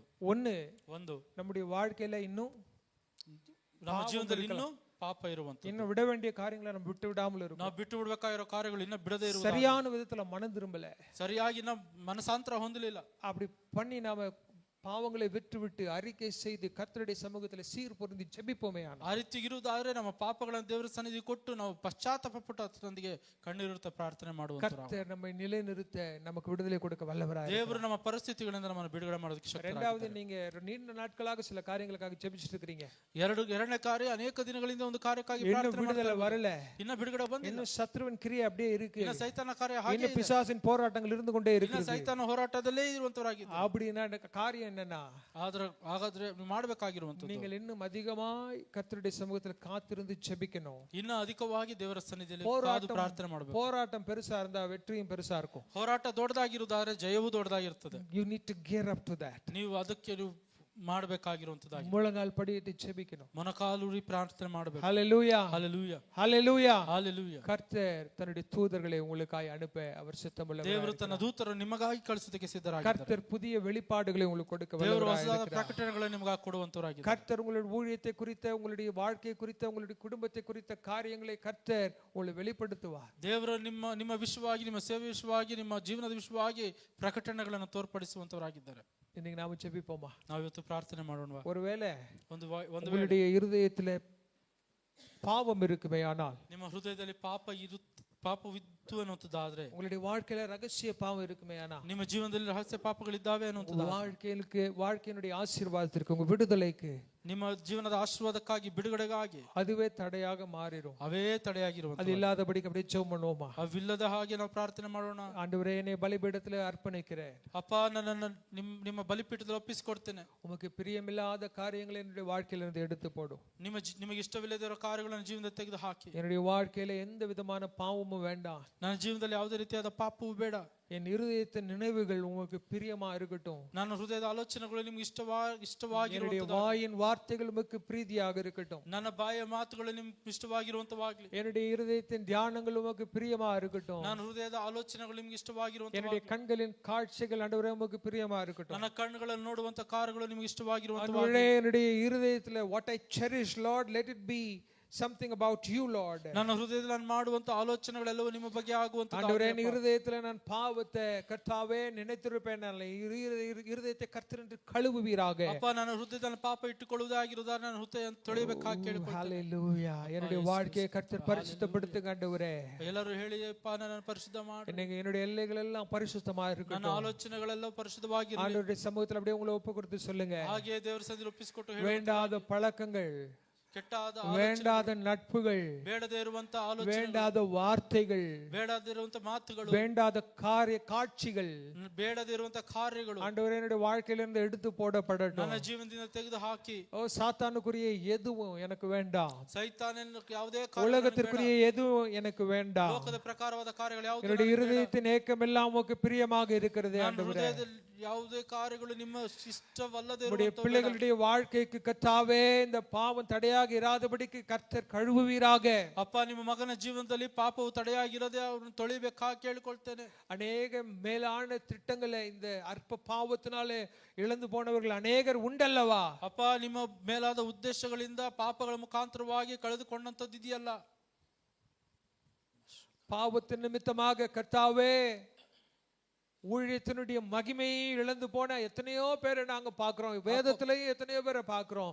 அப்படி இல்ல ஒருத்தனாக நாங்க இருந்துடக்கூடாது ஆண்டவரே. ಪಾಪದ ನಿಮಿತ್ತವಾಗಿ ಸೇವೆಗಳಲ್ಲಿ ವಾಕ್ಯಗಳಲ್ಲಿ ಅನೇಕರು ಕಳೆದುಕೊಂಡಂತದನ್ನ ನೋಡ್ತಾ ಇದ್ದೇವೆ. ಆ ರೀತಿ ನಮ್ಮ ಜೀವನ ಇರಬಾರ್ದಪ್ಪ. ஆண்டவரே உமக்காய் ಅಪ್ಪ ನಿಮಗಾಗಿ பரிசுத்தமாய் வாழ, ಪರಿಶುದ್ಧರಾಗಿ ಜೀವಿಸಿ விடுதலை பெற்றுக்கொள்ள ಬಿಡುಗಡೆ ಹೊಂದಿಕೊಳ್ಳುವುದಕ್ಕಾಗಿ எங்களுக்கு கிருபை தாரும். ನಮ್ಮ ಕೃಪೆಯನ್ನು இந்த வேளையில ஒரு விஷயம் கூட ಈ ವೇಳೆಯಲ್ಲಿ ಒಂದು ஆண்டவரே உம்முடைய பிள்ளைகளுக்கு பரலோகத்திலிருந்து பதில் உண்டாகட்டும். ಅಪ್ಪ ನಿಮ್ಮ ಮಕ್ಕಳಿಗೆ ಪರಲೋಕದಿಂದ ಉತ್ತರ ಬರಲಿ. தூதர்களுடைய பலப்படுத்துதல் உண்டாகட்டும். ದೂತರಿಂದ ಬಲಪಡಿಸುವ ஆவியானவருடைய பலப்படுத்துதல் உண்டாகட்டும். ಪವಿತ್ರಾತ್ಮರ ಬಲಪಡಿಸುವ ஆண்டவரே தங்களை அர்ப்பணித்துக் கொண்டு பரிசுத்தத்திற்காக தங்களை விட்டு கொடுக்கிற பிள்ளைகளுடைய வாழ்க்கையில ಅಪ್ಪ ತಮ್ಮನ್ನು ಒಪ್ಪಿಸಿಕೊಟ್ಟು ಪರಿಶುದ್ಧಕ್ಕಾಗಿ ತಮ್ಮ ಜೀವನದ ಎಲ್ಲಾ ಕಾರ್ಯಗಳನ್ನು ಬಿಟ್ಟು ಬಿಡುವಂತ ஆண்டவரே பரலோக மண்டலங்களினுடைய கர்த்தாவே ஒரு ஆண்டவரே ஒரு இன்டர்வியூ ஒரு ஆண்டவரே அதனுடைய ஒரு தாக்கத்தை கர்த்தர் ஏற்படுத்துவீராக. ಅಪ್ಪ ಪರಲೋಕದಿಂದ ಒಂದು ಕಾರ್ಯ ಅವರ ಜೀವನದಲ್ಲಿ ನಡೆಯುವಂತದ್ದಾಗಲಿ. தூதர்கள் கர்த்தாவே அவர்களை சூழ பாளையம் இறங்கட்டும். ಅಪ್ಪ ದೂತರು ಅವ್ರಿಗೆ ಜಯವನ್ನು ತಂದು ಕೊಡುವಂತವರಾಗಲಿ. கர்த்தருக்கு பயந்தவர்களை சூழ தன்னுடைய தூதர்கள் பாளையம் இறங்கி அவர்களை விடுவிக்கிறாங்கன்னு வசனம் சொல்லுது. ಅಪ್ಪ ಕರ್ತನಿಗೆ ಭಯ ಪಡುವಂತವರು ದೂತರು ಅವರನ್ನು ನಡೆಸುವಂತವರಾಗಿದ್ದಾರೆ ಅಂತ ವಾಕ್ಯ ಹೇಳ್ತಾರೆ.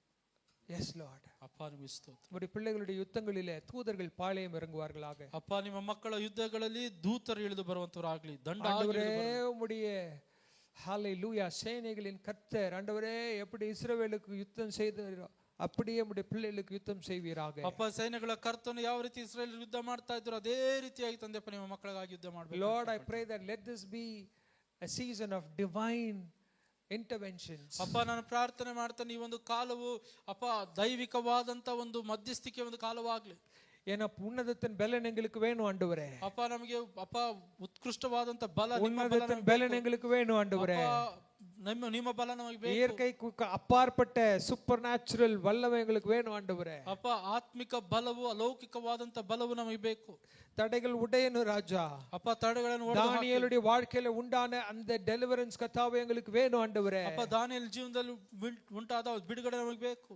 எரிகோ கோட்டையில எப்படி கர்த்தருடைய தூதன் உருவின பட்டயத்தோட நின்றது போல எங்களுடைய வாழ்க்கையிலும் கர்த்தாவே தூதர்கள் உருவின பட்டயத்தோடு நிற்பார்களாக என்று ஜெபிக்கிறேன். ಎರಿಕೋ ಕೋಟೆಯಲ್ಲಿ ಯಾವ ರೀತಿ ದೂತರು ತಂದೆಪ್ಪ ಖಡ್ಗದಿಂದ ನಿಂತಿದ್ದವರು ಆದ್ರೂ ಅದೇ ರೀತಿ ನಮ್ಮ ಜೀವನಗಳಲ್ಲೂ ಅದೇ ರೀತಿಯಾಗಿ ನಿಲ್ಲುವಂತವರಾಗ. தடைகளை உடைக்கிற தேவ பிரசன்னம், ತಡೆಗಳನ್ನು ಒಡೆದು ಹಾಕುವಂತ ದೇವರ ಪ್ರಸನ್ನ, மேக ஸ்தம்பமாய் அக்கினி ஸ்தம்பமாய் பிரத்யட்சமாய் வழி நடத்தின கர்த்தருடைய பிரசன்னம் எங்களுடைய வாழ்க்கையில இருக்கட்டும் ஆண்டவரே. ಮೇಘ ಸ್ತಂಭವಾಗಿ ಅಗ್ನಿ ಸ್ತಂಭವಾಗಿ ನಡೆಸಿದಂತ ದೇವರ ಪ್ರಸನ್ನತೆ ನಮ್ಮ ಜೀವನದಲ್ಲಿ ಇರುವಂತದ್ದಾಗಲಿ ದೇವರೇ. உம்முடைய வல்லமை கர்த்தாவே எங்கள் மத்தியில இருக்கட்டும். ನಿಮ್ಮ ಬಲವು ನಮ್ಮ ಮಧ್ಯದಲ್ಲಿರುವಂತ ஆண்டவரே உம்முடைய பிள்ளைகளுக்கு விடுதலை கர்த்தர் கொண்டு வருகிறபடியால் ஸ்தோத்திரம். ಅಪ್ಪ ನಿಮ್ಮ ಮಕ್ಕಳಿಗೆ ಬಿಡುಗಡೆಯನ್ನು ಕೊಡ್ತಾ ಇರೋದಕ್ಕಾಗಿ சகல துதிகன மகிமை உமக்கே செலுத்துகிறோம். ಎಲ್ಲ ಸ್ತುತಿಗನ ಮಹಿಮೆ ನಿಮಗೆ ಸಲ್ಲಿಸ್ತೇವೆ. மீட்பர் இயேசுவின் நாமத்தில் ஜெபிக்கிறோம் எங்கள் ஜீவனுள்ள நல்ல பிதாவே.